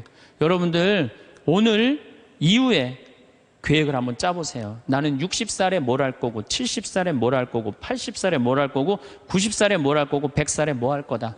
신부님 언제 살지도 모르는데 그 사람처럼 바보가 없어요. 죽을 때 죽더라도 계획은 가져야죠. 계획이 이씨 살다가 죽는 사람이랑 계획 없이 그냥 대책 없이 100살까지 사는 사람이랑은 삶의 질이 틀린 거예요. 그래서 여러분들 이제 행복하게 살려면은 그런 생각을 곰곰해라. 두 번째, 내가 행복하려면 뭐 해야 되냐면 운동해야 돼. 아프면 안 돼요. 100살까지 살면서요, 이제는 죽지도 못해요. 죽을 만하면 살려갖고 오고 죽을 만하면 살려갖고 와서 죽지도 못해요. 이제 의술이 좋아갖고 죽지도 못해요. 그럼 귀양 앞으로 50년 살 거 어떻게 사는 게 좋을까요? 건강하게 사는 게 좋은 거죠. 그래서 여기 지금 대충 연령층을 보니까 50, 60대들이 많으세요. 여러분들 대개 50, 60년 더 살아요. 그러면 여러분들 수영장 다니셔야 돼요. 수영장 가갖고 뭐 자유형, 버터플라이 이런 거 하라는 거 아니에요. 수영장 걸어왔다 10분 왔다 갔다만 하면요, 산에 2시간 올라갔다 온 효과가 난대요. 허벅지에 근육이 안 풀리면은요, 죽을 때까지 누워서 뒤 가릴 수 있다는 거예요. 그런데 운동 안 하고 가만히 있는 할머니들 70살, 80살 되면요, 움직이지 못해요. 그럼 아들이 막 들었다가 화장실 갖다 놓고 씻고 그게 사는 거예요? 그렇게 100년까지 사는 거는 사는 게 아니죠. 그리고 여러분들 이제 한 70, 80대 갖고 이제 똥오줌 싸기 시작하면요, 여러분들 어디 위에 누워서 자느냐면 비닐 위에 누워서 자요. 이불을 맨날 빨 수 없잖아요. 그러니까 두꺼운 비닐로 깐다고요. 그럼 거기서 이제 똥 싸면 이제 그거 딱 꺼내고 거기 또 뉘우고 똥 싸면 또 뉘우고 그러는 거예요. 그렇게 살기 싫으면 어떻게 해야 돼요? 운동해야 돼. 수영장 다니. 무슨 돈으로? 집 잡혀서. 여러분들, 자식들한테 재산을 물려준다고 자식을 사랑하는 길이 아니에요. 늙어서 자식 나 신경 안 쓰고 자기네들 나름대로 잘 살게 도와주는 게 어떻게 하는 거예요? 자식 도와주는 거예요. 그러니까 지금 누구한테 잘해주는 게, 나한테 잘해주는 게 누구 도와주는 거야? 자식 도와주는 거예요. 그래서 여러분들 이제 자신을 위해서 사세요. 옛날에 40살, 50살까지 살 때는요, 자식 위해서 살아도 돼요. 왜? 내가 그냥 대충 살다가 적당히 알아서 죽어주니까. 한 부모가 46, 47에 죽어주면은요, 병이 들어도요, 별로 자식들 힘들이지도 않아요. 근데 70살에서부터 누워서 100살까지 누워있으면은요, 자식 미치는 거예요. 그러니까 누구한테 오늘 이후부터 잘해줘라? 본인한테 잘해줘라. 그 다음, 이제 100살까지 사는 세상에는 친구가 중요해요. 친구가. 1살서부터 50살까지 살 때는 자식, 남편, 아내, 이게 전부예요. 근데 50살서부터 100살까지는요, 자식은 떠나고 누구하고만 살아? 아내하고만 살아요. 남편하고만 살아요. 그 아내, 남편 이러고 둘이서 50년 동안 쳐다보고 있으면은요, 미쳐요. 친구는 이제 나이를 따지면 안 돼요. 친구. 난 제일 친한 친구가 86살이에요. 86살. 말씀드렸잖아요. 우리 생태마을 꾸며준 신부님. 얼마나 나한테는 소중한 친구예요. 그래서 나는 그분 지금 우리 생태마을에 내가 집 져놓고 같이 모시고 살아요. 제가 일주일에 최소한 2-3번은 같이 식사를 해요. 얼마나 좋아요. 86살 되셔갖고 나하고 같이 밥 먹고. 난 또 72살 먹은 친구도 있어요. 여자친구. 친구는 나이가 많을수록 좋아요. 나이가 많으면 돈이 많아요. 돈이. 그래서 여러분들 나이 많은 친구 많이 사귀세요. 또 나는 또 7살짜리 여자친구도 있어요. 우리 생태마을에 부활절 때 성탄 때마다 꼭 와요. 너무 예뻐요. 미사 참여하면 천사예요, 천사. 하늘에서 내려준 천사. 그래서 작년에는 너무 예뻐서 내가 30만 원짜리 드레스를 강의 나올 때 사서 입혔어요. 너무 예쁘더라고요. 나이를 먹으면요, 입은 다물고요, 주머니는 열으라고 그랬어요. 나도 이제 주머니를 열 나이가 된 거예요. 예. 친구를 사귀는데 돈을 아끼지 마세요. 친구를 사귀는데 아낌없이. 돈보다 더 소중한 건 친구예요. 제가 어제 상지대학에 교수님들한테 강의를 갔는데 교수님 한 분이 강의 끝나고 오셨어요. 신부님, 나머지는 다 신부님 하는 대로 내가 잘 사는데 친구가 없네요. 내가 은퇴를 했는데 너무 혼자 있는 게 힘들다는 거예요. 여러분들, 부부싸움을 했어. 내가 정말 이 집에서 정말로 더럽고 치사해서 내가 못 산다. 자매님들, 저녁 10시에 보따리 싸들고 나왔어. 딱 나왔을 때 친구한테 전화해갖고, 친구야, 나 지금 보따리 싸갖고 나왔거든. 나 좀 재워줘라 라고 전화할 수 있는 친구 3명 있느냐? 있으세요? 그 집에 남편도 있고 자식도 있고 그런데 그 집에 가서 남편 딴 방에 가서 자라고 그러고 그 친구랑 잘 수 있는 친구 3명이 있어요? 차라리 찜질방 가서 자는 게 낫지. 에? 그런 친구 3명이 있어야 된다는 거예요. 저는 우리 생태마을이 올해도 한 3만 5천 명이 왔어요. 사람들이 왜 이렇게 많이 오느냐고 그래요.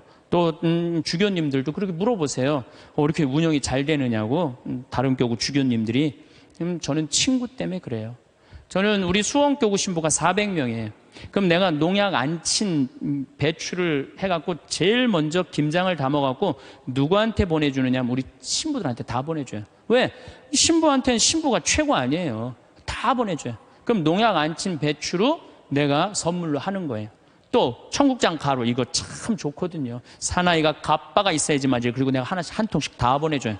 그러니까 5년 동안 우리 수원교구 신부들은 나한테 매년 뭐 감자, 옥수수, 뭐 된장, 뭐 청국장, 김장 선물로 받는 거예요. 그러니까 1월 달에 주일학교 선생들이, 신부님, 우리 주일학교 여름에 어디로 보낼까요? 평창. 나한테 얻어먹은 게 얼만데. 레지오 야외 어디로 보낼까요? 평창. 기브 앤드 테이크예요. 나는 친구가 목사님 친구들도 많고 스님 친구들도 많아요. 그래서 그냥 목사님들이 놀러 오라고, 스님들이 저 지리산 스님 꼭 놀러 오라고.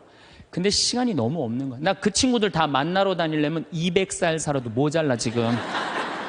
친구가 많은 거는요, 너무너무 할 일이 많은 거예요. 친구들하고는 어울려 지내는 게 얼마나 즐거워요. 그렇죠? 여러분들, 지금부터라도 친구를 사귀세요. 친구는 3가지를 따지면 안 돼요. 나이, 지위, 재산. 이거 다 무시하고, 그 3가지를 무시하고 사람 대 사람으로. 그래서 여러분들, 멘토가 필요한 거. 멘토가 나의 삶에 정신적으로 나를 이끌어 줄 수 있는 멘토가 꼭 필요한 거예요. 난 아무도 없다. 그런 사람들이 자살하고 그런 사람들이 험악한 일을 딱 당하는 거죠. 그래서 우리가 이제 100년 사는 인생에는 자식만 전부가 아니고, 남편, 아내가 전부가 아니고, 누가 중요하다? 친구가 아주 중요하다. 자, 또 이제 행복하게 살려면 텔레비 시청을 제발 좀 줄여라. 이 텔레비전이 문제 중에 문제예요. 제가 보기에는 우리 할머니들 가끔 나한테 이래요. 신부님, 잠이 안 와요. 이런 할머니들 아침부터 저녁까지 텔레비전 본 거예요. 텔레비전을 보면 몸의 95%를 쓰지 않는데요. 텔레비전 볼 때 움직이지 않고 가만히 보는 거 아니야. 계속. 그러니까 저녁에 잠 자려고 그러는데 뭘 움직였어요. 피곤해야지 잠이 올 거 아니야. 이게 잠이 안 오는 거예요. 아침에 일어나고 수영장 가고, 성당에 노인대학 가고, 산에 올라갔다 오고, 그리고 뭐 탁구 치러 거기 노인정에 가고 탁구 치고, 하루 종일 뛰어다니면요, 밤에 자지 말라고 그래도 기절해서 자요. 아니, 텔레비전 내용 뻔하지 않아요? 가난한 집 아들이 애인이 있는데 출세하고 싶어서 애인하고 배신하고 부잣집 딸한테 그냥 장갈 가버린 거야. 그랬더니 여자가, 난 이제 살고 싶지 않다, 이렇게 배신당하고 여기 한강에 뛰어내려서 죽었어. 근데 길 가던 어떤 남자가 그걸 보고 뛰어내려서 구한 거예요. 물속에 들어갔고, 구했는데 어메, 이놈이 또 갑부집 아들이 구했네. 근데 또 라이벌 회사의 아들이야 보니까 그래갖고 그냥 원수 갚는다는 얘기. 아, 이번엔 또 내인 줄 알고 열심히 키웠는데, 어메, 이거 알고 보니 바뀌었네, 이게 애가. 아니, 이런 걸 뭘 맨날 보세요. 뭘 맨날 보세요. 여러분들, 제가 지난 시간에도 말씀드렸지만, 인간이요, 80년 사는 동안 잠자는데 26년을 쓴대요. 그리고 일하는데 21년을 쓴대요. 텔레비전 보는데 10년을 쓴다는 거예요. 10년을. 그리고 밥 먹는데 6년을 쓰고 사람 기다리는데 6년을 쓴다는 거예요. 우리가 그만큼 텔레비전을 많이 보면은요, 설거지대에 설거지가 쌓인대요. 텔레비전을 많이 보면 눈에 피가 쌓인대요. 농민들한테는. 텔레비전은 내가 할 수 있는 일을 자꾸 뒤로 미루게 만들어요. 그리고 사람을 자꾸 게을르게 만들고 질서를 무너뜨리게 만드는 거예요. 텔레비전을 보려고 해도 사건 중심의 드라마를 보라는 거예요. 사건 중심의. 맨날 애정 그런 거 보시지 마시고. 요즘 저는 지금 못 봤는데 지금 2번을 봤어요. 뿌리 깊은 나무라고 세종대왕이 한글 반포하는 과정. 너무 훌륭한 프로그램이에요. 난 뭐 그 회사에서 돈 받은 것도 없지만은 너무 훌륭한 프로그램이에요. 2번을 봤는데 글이 얼마나 중요한지 정말로 잘 표현했더라고요. 그런 걸 보시라는 거예요. 내셔널 지오그래픽, 히스토리 채널, 평화방송 뭐 이런 거 보라는 거예요. 제 얘기는. 괜히 그냥 이 남편이 그냥 물에 빠져 죽였는데 그냥 또 살아나갖고 점 찍고 나타나갖고 그냥 뭐 이런 거 보시지 마시고.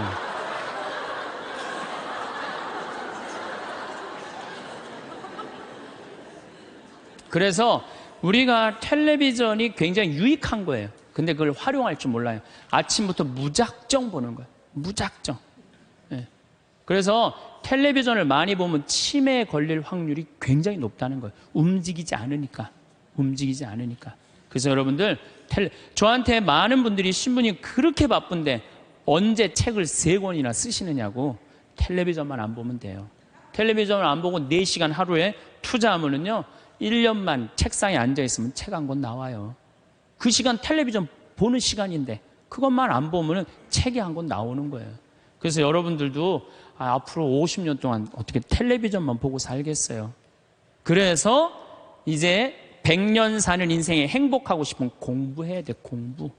공부하셔야 돼. 이제는 초등학교 6년 중등고등학교 6년 배워갖고요 60살까지 울고 먹는 거예요. 최대한 봐준다고 해도 60살까지 울고 먹는 거예요. 그럼 60살에서부터 100살까지 살려면 뭐 해야 돼? 당연히 공부해야 돼요. 제가 우리 교장 선생님들한테 강의 가고 또 교과부 장학사 선생님들한테 강의 갈 때 그런 얘기예요. 초등학교 절대 폐교하지 말라고. 초등학교 애들은 310만 명이지만 60세 이상은 거의 600만 명이에요.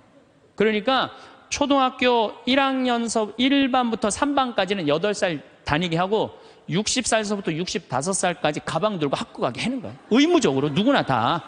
그래갖고 4반부터 6반까지는 60살 2학년 9살부터 1반부터 3반은 2학년 61는 4반부터 6반까지는 61. 그래갖고 가방 들고 학교 가게 하는 거야. 그리고 1반 애들, 3반 애들, 4반 애들, 애들이라니 1반 아이들, 4반 늙은 아이들, 학교 다니는 아이들 자매 결혼 시켜주는 거예요. 학교 갈 때 데리고 가고 수업 끝나면 집에 갖다 주고. 폭력이 어디 있어요? 폭력이. 그런 거 없어요. 그래서 제 지론은 60살부터 65살까지 학교 다니면서 재산 관리하는 방법, 자녀들과 좋은 인간관계 유지하는 방법, 건강 관리하는 방법, 그리고 여러 가지 배우는 거, 뭐 논어도 배워도 되고 얼마나 배울 게 많아요. 그 학교 졸업한 학생에 한해서 100살까지 살 자격증을 줘라. 산다고 사는 게 아니다. 그러니까 여러분들 이제 100년을 행복하게 살려면 어떻게 하셔야 돼요? 공부하셔야 돼요. 내 사는 맛, 사는 멋. 저런 거 꼭 사서 읽어보라는 거예요. 꼭 책을 많이 사서 읽어보라는 거예요. 자, 그러고 난 다음에 행복하려면 어떻게 해야 되느냐? 웃어라. 웃으면 여러분들 행복해요. 마를린 먼로가 뭐라고 그러냐면은 유머가 없는 남자를 상대하는 거는 날감자를 먹는 거와 같다 그래요. 그러니까 여러분들 만약에 남편이 30년 동안 생전 웃긴 소리 한 번도 안 했어. 그럼 여러분들은 30년 동안 날감자만 먹고 산 거예요. 날감자만. 아니 근데 60까지는 괜찮아. 60까지는. 근데 100살까지 생전 웃긴 얘기 안 해. 그럼 거의 100년 동안 날감자만 먹고 산 거예요. 그 사람 행복하겠어요? 안 행복하겠어요? 안 행복해요. 아인슈타인이요. 여러분들 언젠가 한번 봤을 거예요. 혀를 확 내물고 눈을 크게 뜨는 사진 보셨죠? 아인슈타인이 뭐라 그래요? 나의 천재성은 어디에서부터 시작된다? 유머에서부터 시작된다. 유머에서부터. 여러분들, 사람은 520개의 근육이 있는데 마라톤을 할 땐 15개가 움직이는데 웃을 땐 230개가 움직인대요. 그러니까 그렇게 좋은 거예요. 여러분들 웃을 때요, 웃는 여자들, 웃는 남자들은 목 디스크도 안 걸려요. 왜 안 걸리는 줄 아세요? 웃으면서 계속 이러는데 목 디스크가 걸리겠어요? 어떤 사람들이 목 디스크 그냥 이러고 인상 쓰고 있는 사람, 이런 사람이 목 디스크 걸리는 거예요. 네. 웃는 게 정말로 중요한 거예요. 그래서 좀 유머를 좀 해라. 내가 전 시간에 유머 그거 하나 했죠. 예, 재미난 거 하나 했죠. 기억 안 나세요? 지금 또 재미난 유머 하나 할게요. 2개 할게요. 2개. 이 토끼의 집념이라는 유머예요. 이제까지는 강의고 지금은 유머예요. 토끼가 하루는 약국에 딱 들러갖고 아저씨 당근 있어요? 딱 그랬어요. 그때 약사가 토끼가 약국에서 당근을 찾으니까 기분이 나쁘단 말이에요. 약국엔 당근 없다 딱 그랬어요. 알았어요. 그리고 갔어요. 다음날 또 토끼가 또 왔어요. 아저씨 당근 있어요? 이놈 새끼 약국에 당근 없다는데 왜 자꾸 찾아오느냐고. 알았어요. 그리고 또 갔어요. 다음날 토끼가 또 왔어요. 아저씨 당근 있어요? 너 한 번만 더 약국에 와서 당근 찾으면 가위로 잘라버린다. 네 귀 딱 그랬어요. 알았어요. 그리고 갔어요. 다음날 토끼가 또 왔어요. 아저씨 가위 있어요? 그러니까 약국에 무슨 가위가 있느냐? 그러니까 이 토끼 하는 말이 아저씨 그럼 당근 있어요? 그러더래요.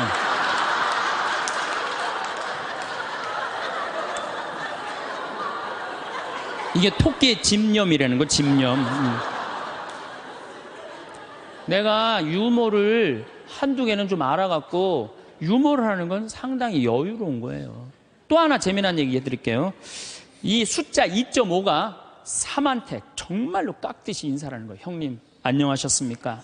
3이 너무 기분 좋은 거예요. 겨우 0.5밖에 차이가 안 나는데도 깍듯이 인사를 하니까 그냥 늘 그렇게 깍듯이 하는데 어느 날 갑자기 2.5가 딱 오더니 야 3 일로 와봐 딱 그러는 거예요. 깜짝 놀란 이놈이 미쳤나? 너 미쳤냐? 그러니까 왜? 나 지금 전 빼고 왔는데 너 왜 그러냐? 딱 그러더래요.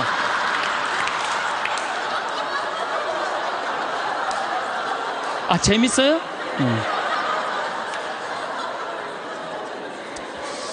우리가 살면서 유머라는 것은 분위기를 굉장히 부드럽게 만들어줘요. 그래서 여러분들 좀 삶에 여유가 있는 사람, 이런 사람들이 유머를 잘 할 수가 있는 거예요. 그러면 집안 분위기도 좋고 온 집안이 인상을 쓰고 있어봐요. 그거 좋겠어요. 그래서 항상 웃어라. 행복하고 싶으면. 그리고 귀양 100년 사는 거 웃으면서 살면 좋지 않겠어요? 네. 웃는 사람. 그래서 일소일소라고 그러는 거예요. 한 번 화내면 한 번 늙고 한 번 웃으면 한 번 젊어진다. 그게 장운동 때문에 그런 거예요. 장운동 때문에. 그래서 여러분들 행복하게 살고 싶으면 어떻게 하시면 돼요? 웃으시면 돼요. 자, 맨 마지막으로 제 모든 강의의 결론입니다. 자기한테 잘해줘라. 우리는 너무 자기 자신한테 함부로 대한다. 작년 2월 달에 우리 생태마을에 대장암이 걸린 교회 다니는 자매가 하나 왔어요. 우리가 그때 암 환자들이 한 10명 있었는데 마리아, 데레사, 루시아 그러니까 하루 나한테 오더니 신부님 나도 본명 하나만 달라는 거, 세례명 하나만. 그 이제 그렇게 부르니까 좀 세례명이 부러웠나 봐요. 돈 드는 것도 아니니까 요한나 이거 가지라고 줬어요 내가. 공짜인데 요한나가 됐어 이 자매가. 요한나가 됐는데 우리 생태마을에 작년에 암 환자가 한 10분 정도 있었는데 정말로 서로 마음이 맞는 거예요. 같은 병이 걸려 있으니까 서로 위로가 되고 정말 형제같이. 매일 이 곤드레 밥 먹으러 다니고 꽁만두 먹으러 다니고 막국수 먹으러 다니고 산채 비빔밥 먹으러 다니고 회 먹으러 다니고 또 북한에서 또 그 조개 그 아주 좋은 거 그것도 수입해다가 그것도 우리끼리 또 해서 먹고 작년에는 정말로 즐겁게 살았어요. 그런데 이 자매가 3월 말이 됐는데 뼈까지 다 전이가 된 거예요. 근데 암 환자가 뼈까지 전이가 되면 누워서 못 자요. 아파서. 앉아서 잔 거지. 다음날 성당 마당에서 날 만났어요.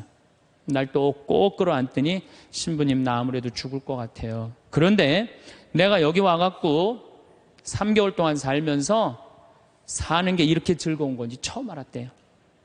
아니 3,000원짜리 곤드레밥을 먹으러 가도 이렇게 맛있고 즐거운 건 처음이래. 이렇게 같은 마음 통하는 우리 환자들이랑 환우들이랑 같이 먹어서 너무너무 행복했다는 거예요. 그런데 내 인생 48년을 돌아보면 행복했던 순간이 한 번도 없다는 거예요. 자기는 딸한테 하나도 안 미안하대요. 딸 자기가 빌딩 청소하고 대학까지 졸업시켰다는 거예요. 남편한테도 하나도 안 미안하대. 자기 3개월 동안 와 있는 동안 한 번도 안 와봤다는 거예요. 근데 누구한테 미안하냐면 자기 자신한테 너무너무 미안하다는 거예요. 그리고 내 어깨에 눈물을 뚝뚝 흘리고 이 자매는 일주일 만에 세상을 떠났어요.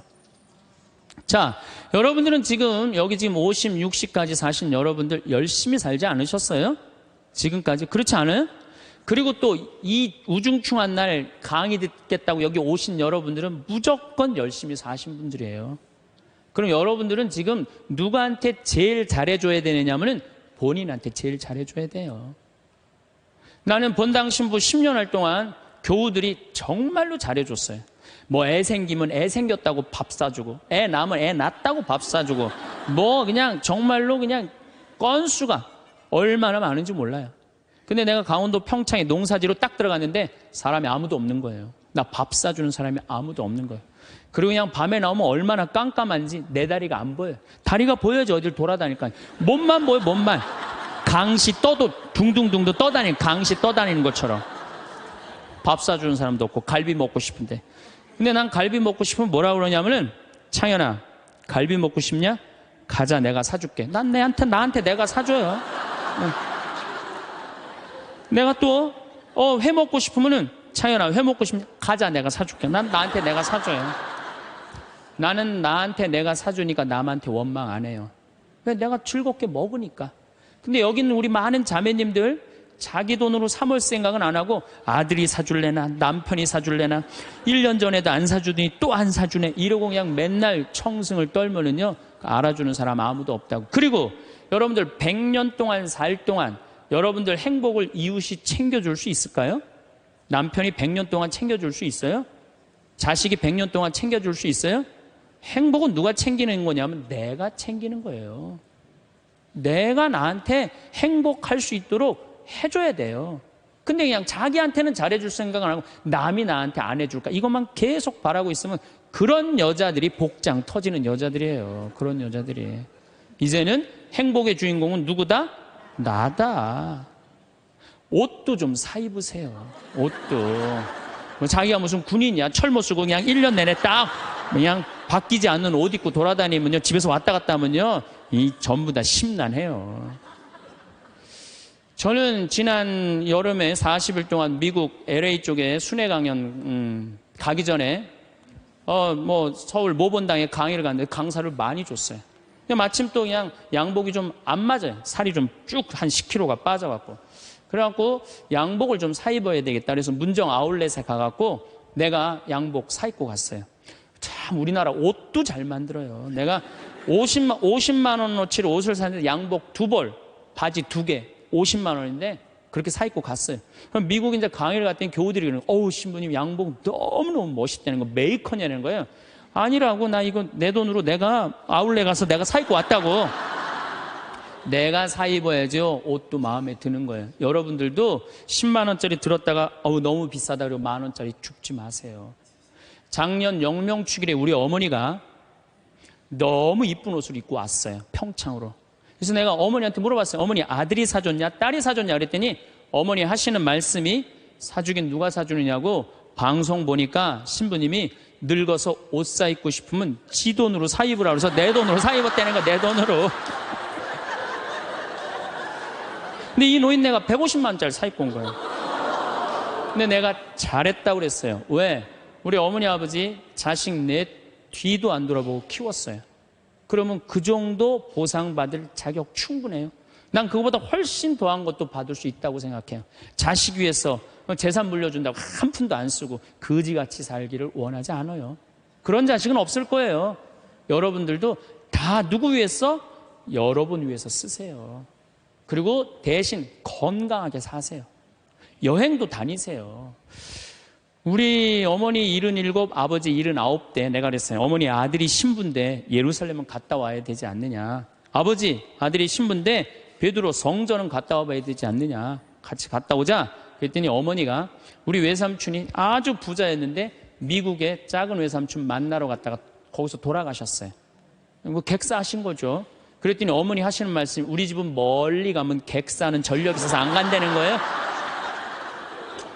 그래서 내가 그랬어요. 자식들이 티켓 다 끊어놨으니까 갈래면 가고 말래면 말아라. 예. 그랬더니 어머니 아버지가 2달 전에 이제 가보니까 손잡고 산에 올라갔다 내려갔다 하더라고요. 길에서 안 죽으려고 체력 보강한다고. 한 달 전에 가보니까 옷 다 사입고 준비 끝났어. 성지순례를 갔는데 6시에 나오는데 5시 반에 나오는 거예요. 12일 동안 한 군데도 안 빼고 다 다니시는 거예요. 밥 먹으면서 내 손으로 안 하니까 밥도 너무 맛있다고 그냥 먹는 거예요. 그리고 토요일 날 저녁에 한국에 들어왔어요.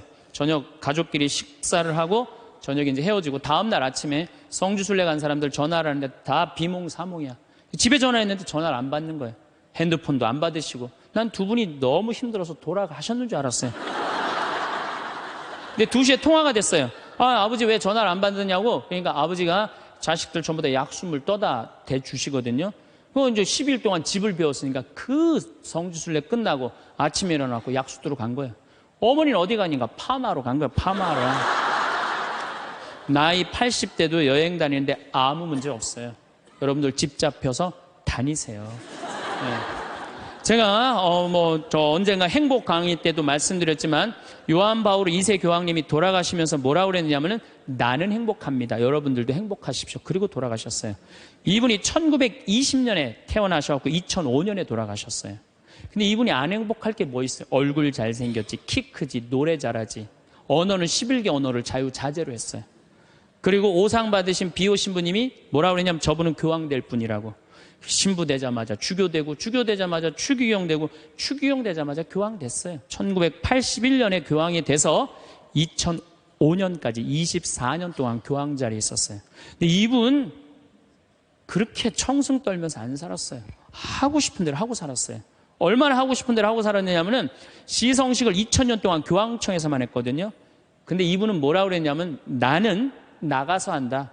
누가 교황청에서 하라고 누가 정해놨느냐?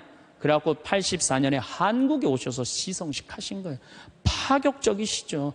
갈릴레오 갈릴레이 둥그렇다니까 그냥 옛날에 교황들이 평평하지 이놈은 뭐가 둥그러냐. 그러니까 이번 교황님이 요한 바울 2세 교황님이 500년 만에 미안하다. 너 감옥에 가두고 탑에 가둬서 사과했어요. 동방교회 파문한 거 철회했어요. 그랬더니 동방교회 수익권 인정해 줬어요. 그리고 102회에 걸쳐서 136개 나라를 순방한 거예요. 거의 24년 동안 교황청이 있은 적이 없어요. 전 세계 돌아다니냐고. 그래서 그분을 평화의 사도라고 그러는 거예요. 하고 싶은 대로 다 하고 돌아가시면서 나는 행복합니다. 여러분들도 행복하십시오. 그리고 돌아가셨단 말이에요. 여러분들도 이제 그만 자식 위해서 희생하세요. 집 잡혀갖고 먹고 싶은 거, 입고 싶은 거, 여행 다니고 싶은 거 다 다니세요. 다 다니고 한 90살 때 이제 죽을 때쯤 통장에 500만 원 딱 남겨놓고 자식들 불러요. 부르고 이렇게 말하세요. 나는 행복했다. 하고 싶은 대로 다 해서. 니네들도 행복해라. 그리고 돌아가셔야 돼요. 제일 내가 가슴 아픈 분들이 어떤 분들이냐면은 한 60살쯤 암이 걸려갖고 인생 돌아보니까 고생만 했단 말이야. 죽을 때 울면서 딸 불러서 엄마처럼 살지 말아라. 그리고 죽는 사람이 제일 가슴 아파요. 여러분들 죽을 때 이렇게 말씀하고 돌아가셔야 돼요. 엄마처럼 살다가 행복하게 살다가 너희들도 마지막 날에 하늘나라에서 다시 만나자. 아버지처럼 행복하게 살다가 어떻게? 마지막에 하늘나라에서 우리 다시 만나자. 그리고 돌아가셔야 돼요. 그래서 여러분이 내가 내 마음 안에 슬픔, 괴로움, 고통, 불행이 꽉 차 있어. 그러면 내가 이웃한테 뭘 나눠줄 것 같아요? 슬픔, 짜증, 원망 이것만 나눠주게 돼 있어요. 근데 내 안에 기쁨이 흘러 넘쳐. 그냥 평화가 너무 흘러 넘쳐. 감사가 흘러 넘쳐. 행복이 흘러 넘쳐. 그런 분들은 이웃한테 뭘 줄 것 같아요? 기쁨, 평화, 그 다음에 구원까지 줄 수 있어요. 그래서 여러분들 돌아가시는 날 하느님한테 돌아가시는 날 하느님 정말로 이 세상에 와서 정말 감사합니다. 이렇게 당신 믿고 살아와서 나는 이 세상을 너무너무 행복하게 살았습니다. 그리고 돌아가실 때 꼴까닥 돌아가시라 이거예요. 그래서 여러분들 절대 돌아가시면서 엄마처럼 살지 말아라. 그리고 돌아가시지 말고 엄마처럼 살아라. 그리고 돌아가시고 행복하게 사시다가 가시기를 바라겠습니다. 감사합니다. 곱게 늙어가는 것은 더 간단치 않습니다. 그러나 우리는 곱게 늙지 않으면 인생의 끝장이 추해집니다. 아름답게 늙어가는 분을 만나면 세상이 참 고와 보입니다. 온화한 미소를 머금고 고개를 끄덕거리는 은발의 노신사나 인자하고 해사한 표정의 할머니 얼굴을 보면 닮고 싶고 잘 살아온 인생이라 느껴집니다. 그런 분들은 늙음 속에 낡음이 있지 않고 도리어 새로움이 있습니다. 이렇게 곱게 늙어가는 이들은 늙지만 낙지는 않습니다. 반면에 눈살이 저절로 찌푸려지는 노인들의 행동을 볼 때마다 절대로 저렇게 늙지 말아야지 하고 다짐을 합니다. 아름답게 늙어간다, 매력있게 늙어간다, 멋지게 늙어간다. 나이 들어가는 모든 사람의 로망이 아닐까 싶습니다. 요즘은 60부터 75세까지를 신중년이라고 합니다. 그런데 아무리 신중년이니 신청춘이니 이름만 바꾼다고 매력 있는 사람이 되는 것도 아니고 멋있는 사람이 되는 것도 아닙니다. 나이를 먹는 것은 누구든 피할 수 없는 일입니다. 중요한 것은 우리가 말과 행동을 어떻게 하고 어떻게 품격 있는 몸가짐을 가지느냐가 제일 중요하다고 생각합니다. 그래서 나이 들면서도 매력 있는 노인으로 아름답게 늙어가는 것은 하나의 숙제이기도 목표이기도 한 것 같습니다. 영국의 정치경제대학의 캐서린 하킴 교수가 매력 자본이라는 말을 만들어냈는데 매력이 자본이고 경쟁력이라는 뜻입니다. 우리가 나이 들어가면서도 자기를 잘 가꾸고 매력 있게 말하고 행동하는 것은 분명히 자본입니다. 신중년으로서 노인으로서의 경쟁력이지요. 오늘은 아름답게 늙어가는 5계명을 말씀드리려고 합니다. 아주 기억하기 쉽도록 12,345의 첫 숨을 따서 만든 요령 5가지입니다. 첫 번째, 일부러라도 자주 웃어야 됩니다. 지하철 경로석이나 시장에서 만난 노인들을 유심히 살펴보면 거의 모든 노인들의 인상이 찌푸려져 있습니다. 그렇기 때문에 한국의 노인 하면 떠오르는 이미지가 왜인지 모를 무뚝뚝한 얼굴과 딱딱함을 떠올리는 사람들도 많습니다. 웃으면 복이 온다라는 말이 있습니다. 우리는 웃는 것이 좋다는 사실을 모르는 사람은 없습니다. 짜증나는 일 때문에 스트레스를 받더라도 친구와 웃긴 이야기를 하다 아이의 엉뚱한 행동을 보고 한바탕 크게 웃고 나면 잠깐 동안만큼은 기분이 좋아집니다. 문제는 일상 속에서 자꾸만 웃는 것에 힘을 잊어버린다는 것입니다. 더군다나 최근 3년간의 코로나의 여파로 자유로운 활동에 제한이 있었다 보니 더욱 얼굴에 웃음기를 띄울 일이 없었습니다. 하지만 의식적으로라도 많이 웃어야 합니다. 행복해서 웃는 게 아니라 행복하기 위해서 웃는다는 말도 있지요. 나이 40이 넘으면 자기 얼굴에 책임을 져야 한다고 합니다. 우리는 긴 세월 동안 힘든 세상살이를 겪으며 살아왔기에 웃은 날보다는 찡그린 날이 더 많았습니다. 살면서 어떤 생각과 마음을 지녔냐에 따라 표정이 만들어지고 자기만의 인상으로 고착이 되는 것입니다. 하지만 그것 또한 마음먹기에 따라 다릅니다. 젊었을 때 아무리 괴롭고 힘든 인생이었다 해도 이제는 조금 편안해지세요. 항상 긍정적으로 생각하는 습관을 들이셔야 합니다. 행복은 전염된다고 합니다.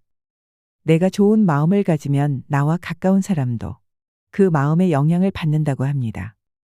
내가 행복해야 소중한 사람들이 행복해질 수 있는 것입니다. 그렇게 살기 좋은 세상이 만들어지는 것입니다.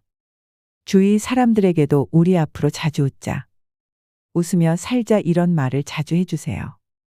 자주 웃으면 웃는 얼굴이 됩니다. 웃으면 복이 옵니다. 일부러라도 하하호호 자주 웃으셔야 합니다. 막연하게 행복 하나만을 위해 웃는 게 아니라 건강을 위해서도 웃어야 할 필요가 있습니다. 웃음은 면역력을 높이는 데 많은 도움을 줍니다. 스트레스 호르몬을 낮추고 혈액순환을 개선합니다. 우리의 뇌가 웃음을 감지하면 엔돌핀 분비를 촉진하므로 진통 효과도 얻을 수 있습니다. 엔돌핀은 가장 강력한 마약성 진통제인 모르핀보다 훨씬 진통 효과가 크다는 말도 있지요. 웃음은 수명 연장에도 도움이 됩니다. 미국의 어느 병원에서 환자들을 오랫동안 연구한 결과 하루에 15초씩 크게 웃으면 수명이 연장되었다고 합니다. 엔돌핀이 분비되면서 면역력이 높아졌기 때문입니다. 이처럼 나이 들면서는 그냥 자주 웃는 것이 매력있고 건강한 노인이 되는 첫 번째 조건입니다. 두 번째, 삼가라. 품격 없는 언행과 행동을 삼가야 됩니다. 품격이라고 해서 그리 거창한 것이 아닙니다. 가끔 길을 가다 보면 나이 지긋한 할아버지, 할머니가 위험하게 무단횡단을 합니다. 건널목을 무단횡단하는 것이 나이든 이의 특권은 아닙니다. 유유히 횡단보도가 아닌 곳을 건너가는 어르신을 볼 때 눈살이 찌푸려집니다. 다리 떠는 것 또한 품격을 떨어뜨리는 행동입니다. 다리 떨면 복 나가는 말도 있듯이 사람 자체가 가볍고 없어 보입니다. 최근에 1호선 소요산행 지하철을 탔습니다. 날씨가 풀리면서 공기가 좋아지니 노인들이 많았습니다. 앉아서 먼 산을 보며 숨을 고르고 있었는데 일부 노인들이 왁자지껄 떠드는 소리가 났습니다. 주변에 젊은 사람들이 눈치를 주는데도 소리는 사그라들지 않았습니다. 참 이상합니다. 같은 행동을 해도 젊은 사람이 하면 별 생각이 안 드는 것도 나이 든 사람이 그러면 취해 보입니다.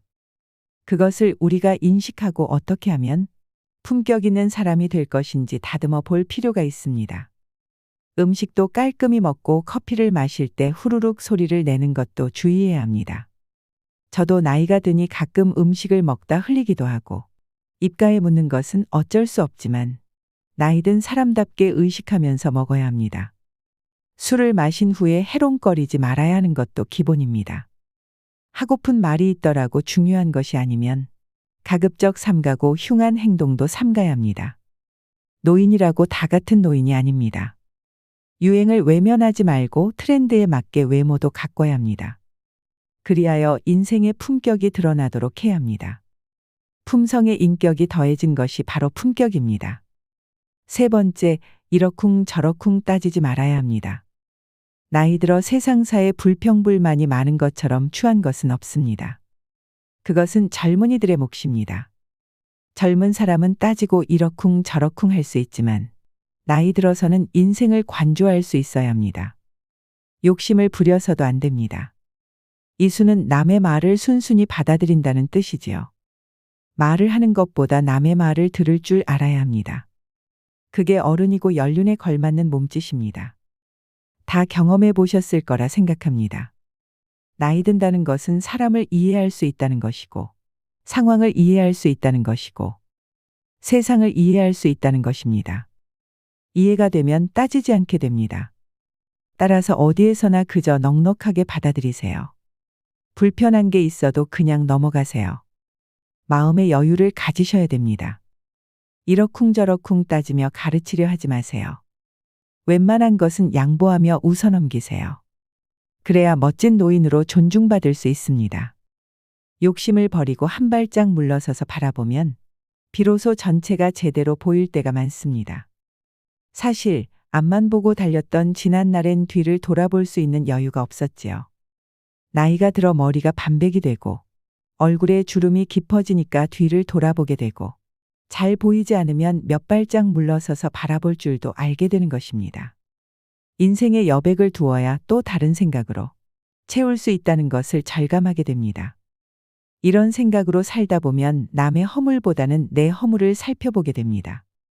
가진 건 많지 않으나 조금 더 양보하고 베푸는 일이 늘어납니다. 요즘 사회는 노인은 많되 원로는 적다는 말이 있습니다. 원로는 인격과 품위를 갖춘 노인을 말합니다. 아름답게 늙는다는 것은 결국 품위 있는 노인이 되는 것입니다.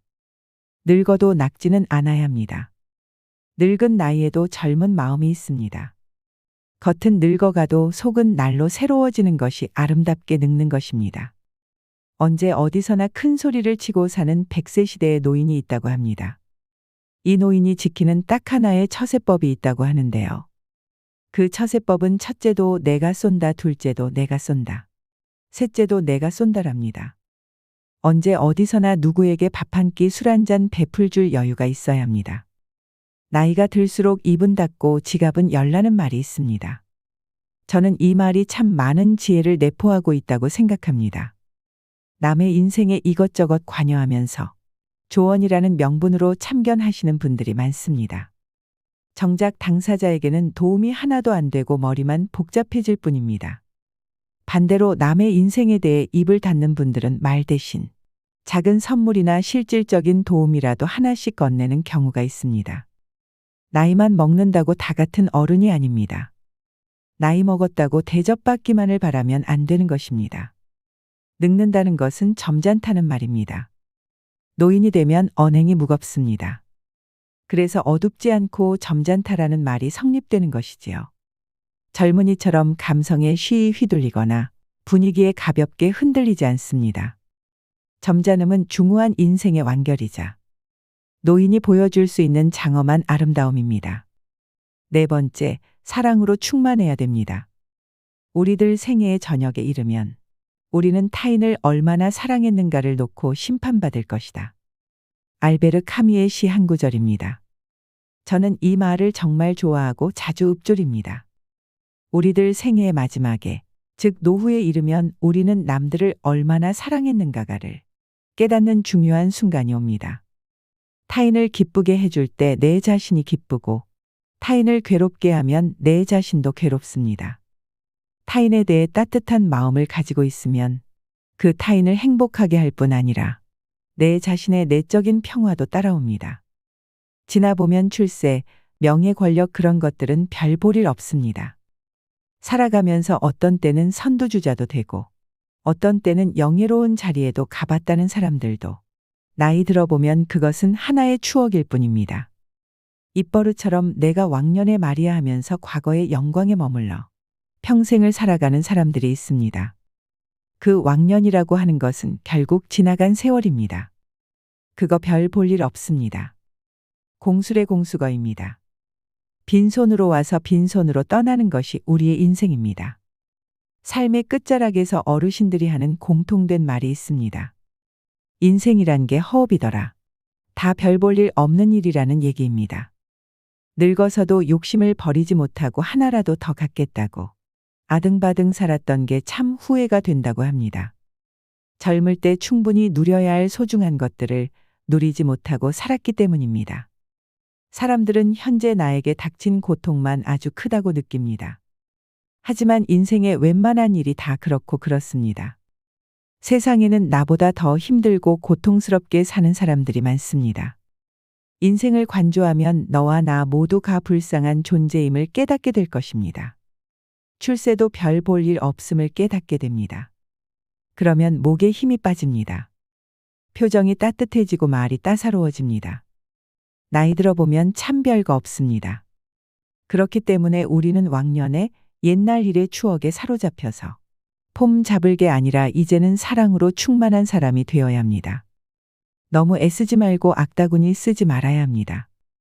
세상을 선한 눈으로 사랑의 마음으로 보고 실제로 남에게 베풀 줄 알고 지금 내게 주어진 일도 감사해 하면서 사랑으로 충만한 사람을 살아가시길 바랍니다.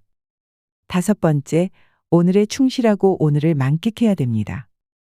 아름다운 젊음은 우연한 자연현상이지만 아름다운 노년은 예술작품이다 라는 말이 있습니다. 참 멋있는 얘기입니다. 아름답고 매력이 있는 젊음이라는 것은 자연스럽게 오는 하나의 자연현상일 뿐입니다. 그런데 아름다운 노년, 매력 있는 노년은 최선을 다해 만들어야 하는 예술작품입니다. 우리가 얼마나 열심히 자기를 가꾸느냐에 따라서 자신을 매력 있는 예술작품으로 만들어낼 수 있다는 것입니다. 노인분들이 꼭 한번 읽어보셨으면 하는 글이 있습니다. 늙는다는 것은 추해지는 것이 아니라 아름다운 것을 의미한다. 나이를 추하게 장식하면 노인은 기피의 대상이다. 하지만 나이를 아름답게 가꾸면 그 나이야말로 가장 아름다운 석양의 불꽃일 것이다. 젊음은 피부와 에너지 그리고 재주로 아름다움을 표시한다. 노인에게는 성숙한 영혼과 절제된 매너, 그리고 빛나는 지혜, 황혼보다 더 아름다운 그림이 있다. 어제는 역사고 내일은 미스터리인 것이 인생입니다. 오늘은 선물이라면 어제는 이미 지나간 역사일 뿐입니다. 이미 지나가 버린 시간 때문에 있을지 없을지도 모를 미래를 걱정하는데 내 인생을 소비하지 마시기 바랍니다. 현재 우리가 살아있는 것이 기적입니다. 오늘이 기적이라는 것입니다. 특히 노후가 되면 내일이 있을지 없을지는 아무도 모르는 일입니다. 50이 훌쩍 넘은 나이로서 오늘은 맞이했다는 것은 50여 년의 세월이 켜켜 있어요. 오늘까지 온 것이기 때문에 그것 자체로 선물이요 기적입니다. 일상에서 소소한 행복을 찾으세요. 주위를 조금만 둘러봐도 아름다운 것들이 참 많습니다. 젊었을 때는 더 높은 꿈과 욕심에서 행복을 찾으려고 합니다.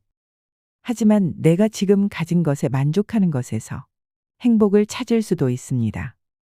불행은 내가 가지지 못한 것을 갈망할 때 생긴다고 하죠.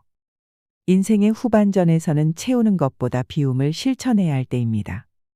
그러면 자신에게 주어진 모든 것들에 감사할 수밖에 없습니다. 아침의 햇살, 멀리서 불어오는 바람, 불타는 저녁 노을, 밤하늘의 별들이 모두 선물입니다.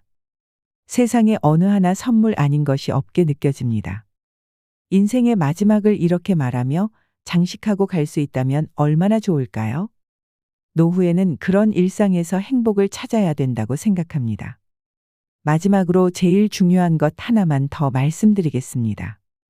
그것은 바로 건강입니다. 몸이 건강해야 노후가 편합니다.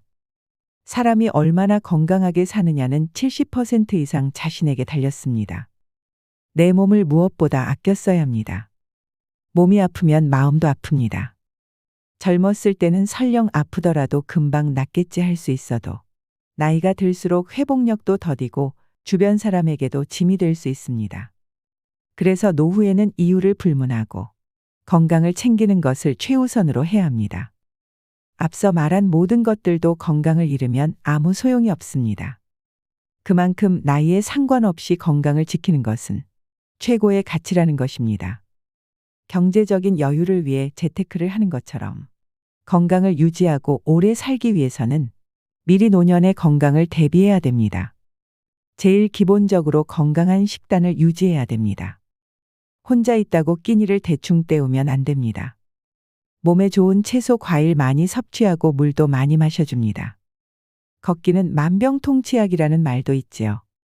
몸을 움직이는 가장 간편하고 기본적인 운동입니다. 무리하지 않는 선에서 매일 30분 정도 걷기는 정신적 안정에도 큰 도움이 됩니다. 주변을 보면 건강관리에 소홀히 하여 노년이 벌써부터 행복이 아닌 불행으로 닥쳐오는 분들을 많이 봤습니다. 그래서인지 요즘은 유병장수 시대라는 말까지 생겼습니다. 이런 리스크를 겪지 않으려면 노후에는 이유를 불문하고 건강을 챙기는 것을 최우선으로 해야 합니다. 정기적인 건강검진은 노후 건강을 관리하는 데 중요한 역할을 합니다. 집에만 누워있지 말고 동네 친구들과도 가끔 만나서 수다도 떨고 가까운 산으로 등산도 다니셔야 합니다. 혼자서 하던 것만 하면서 외부와 단절되면 안 됩니다. 새로운 사람도 만나보고 소통하면서 바깥 활동을 해야 합니다. 며칠 전 봉사활동 중 만난 70대 할머니가 자신이 가장 나이가 많다고 밥을 사셨습니다. 어두운 저녁 시간에 밖에서 밥 먹고 커피 마시고 처음 만난 사람과 맘껏 수다 떠는 시간이 감사하다고 밥을 사시는 모습을 보니 참으로 멋진 인생을 즐기시는 분 같아 보였습니다. 그 분을 보니 인생을 몸과 마음을 건강하게 사는 게 참 별거 없다는 생각이 들었습니다. 늙어가는 길은 누구나 처음 가는 길입니다. 무엇 하나 처음이 아닌 길을 없지만 늙어서 가는 이 길을 몸과 마음도 예전 같지 않고 방향 감각도 매우 서툴기만 합니다. 가면서도 이 길이 맞는지 어리둥절할 때가 많습니다. 때론 두렵고 불안한 마음에 멍하니 창밖을 바라볼 때도 있겠지요. 시리도록 외로울 때도 있고 아리도록 그리울 때도 있습니다. 언제부터인가 지팡이가 절실하고 애틋한 친구를 그리워할 나이가 찾아올 것입니다. 그래도 가다 보면 혹시나 가슴 뛰는 일이 있을까 하여 노욕인 줄 알면서도 두리번 찾아볼 때가 있을 것입니다. 그럴 때는 앞길이 뒷길보다 짧다는 걸 생각하며 한 발 한 발 더디게 걸으면서 생각해야 합니다. 아쉬워도 발자국 뒤에 새겨지는 뒷모습만은 노을처럼 아름답기를 소망하면서 황혼길을 천천히 걸어가세요. 꽃보다 곱다는 단풍처럼 해돋이 못지않는 저녁 노을처럼 그렇게 아름답게 걸어가시길 바랍니다. 제가 오늘 말씀드린 것만 기억하고 살면 더없이 행복한 하루하루를 보낼 수 있을 것입니다. 마지막으로 숙련인생 10계명을 알려드리오니 아름다운 노후를 적극적으로 즐기시길 바랍니다. 첫 번째는 정리정돈을 하라. 나이 들면 일상의 관심과 애착을 줄이고 몸과 집안과 환경을 깨끗이 해야 한다. 일생 동안 누적된 생활 습관과 잡다한 용품들을 과감히 정리하라. 서책, 골동품, 귀중품 등도 연고 있는 분에게 생시에 선물하면 주는 이나 받는 이가 서로 좋다. 이것이 현명한 노후 관리의 제1조다. 두 번째는 몸치장을 하라. 언제나 몸치장을 단정히 하고 체력 단련과 목욕은 일과로 하라. 체취도 없애고 건강에도 좋다. 의복도 깨끗하고 좋은 것을 때 맞추어 갈아입어라. 옷이 날개란다. 늙으면 추접하고 구질구질해지기 쉽다. 세 번째는 대외 활동을 하라. 집안에 칩거하기보다 모임에 부지런히 참가하라. 세상 돌아가는 정보 소식을 얻게 된다. 동창회, 직장 모임은 물론 취미 모임 등 새로운 사람과의 만남도 신선미가 있다. 움직이지 않으면 몸도 마음도 쇠퇴하게 된다. 네 번째는 언어절제를 하라. 입은 닫을수록 좋고 지갑은 열수록 환영받는다. 어디서나 꼭 할 말만 하라. 논평보다는 덕담을 많이 하라. 말하기보다 듣기를 좋아하고 박수를 많이 치면 환영받는다. 장광설은 금물이다. 짧으면서 곰삭은 지혜로운 말이나 유머 한마디는 남을 즐겁게 한다. 다섯 번째는 자기 몫을 하라. 돈이든 일이든 제 몫을 다하라. 돈과 인심은 먼저 쓰는 게 존경과 환영을 받는다. 내가 하기 싫은 일을 남에게 미루지 말라. 언제나 남의 대접만 받고 무임승차하는 거지 근성은 스스로를 천대하는 것이다. 여섯 번째는 포기와 체념을 하라. 건강, 출세, 사업, 가족, 부부, 자식 문제 등 세상 만사가 내 뜻대로 안 되는 경험은 많다. 이제는 포기할 것은 과감히 포기하고 체념하는 게 현명하다. 되지도 않은 일로 속 끓이지 않는 게 여생을 편안케 한다. 일곱 번째는 평생학습을 하라. 배우는 데는 나이가 없다. 컴퓨터 앞에서 언제나 공부하는 깨어있는 사람이 되라. 새 지식, 새 정보를 제때에 섭취하지 못하면 낙오가 된다. 안경 낀 흰머리에 책 들고 조는 모습은 노년의 아름다움의 극치다. 여덟 번째는 낭만과 취미를 가져라. 각박한 삶 속에 낭만을 가져라. 늘 꿈을 꾸고 사랑하며 감흥과 희망을 가지고 살면 늙어도 청춘이다. 산수를 즐기며 자기가 좋아하는 취미 활동에 전념하는 것도 행복 삼매경에 이를 수 있다. 아홉 번째는 봉사를 하라. 평생을 사회의 혜택 속에 많은 신세를 지고 살아왔다. 얼마 남지 않은 인생, 이제 남을 위해 베풀며 살자. 내가 먼저 베푸는 것이 복을 짓는 길이다.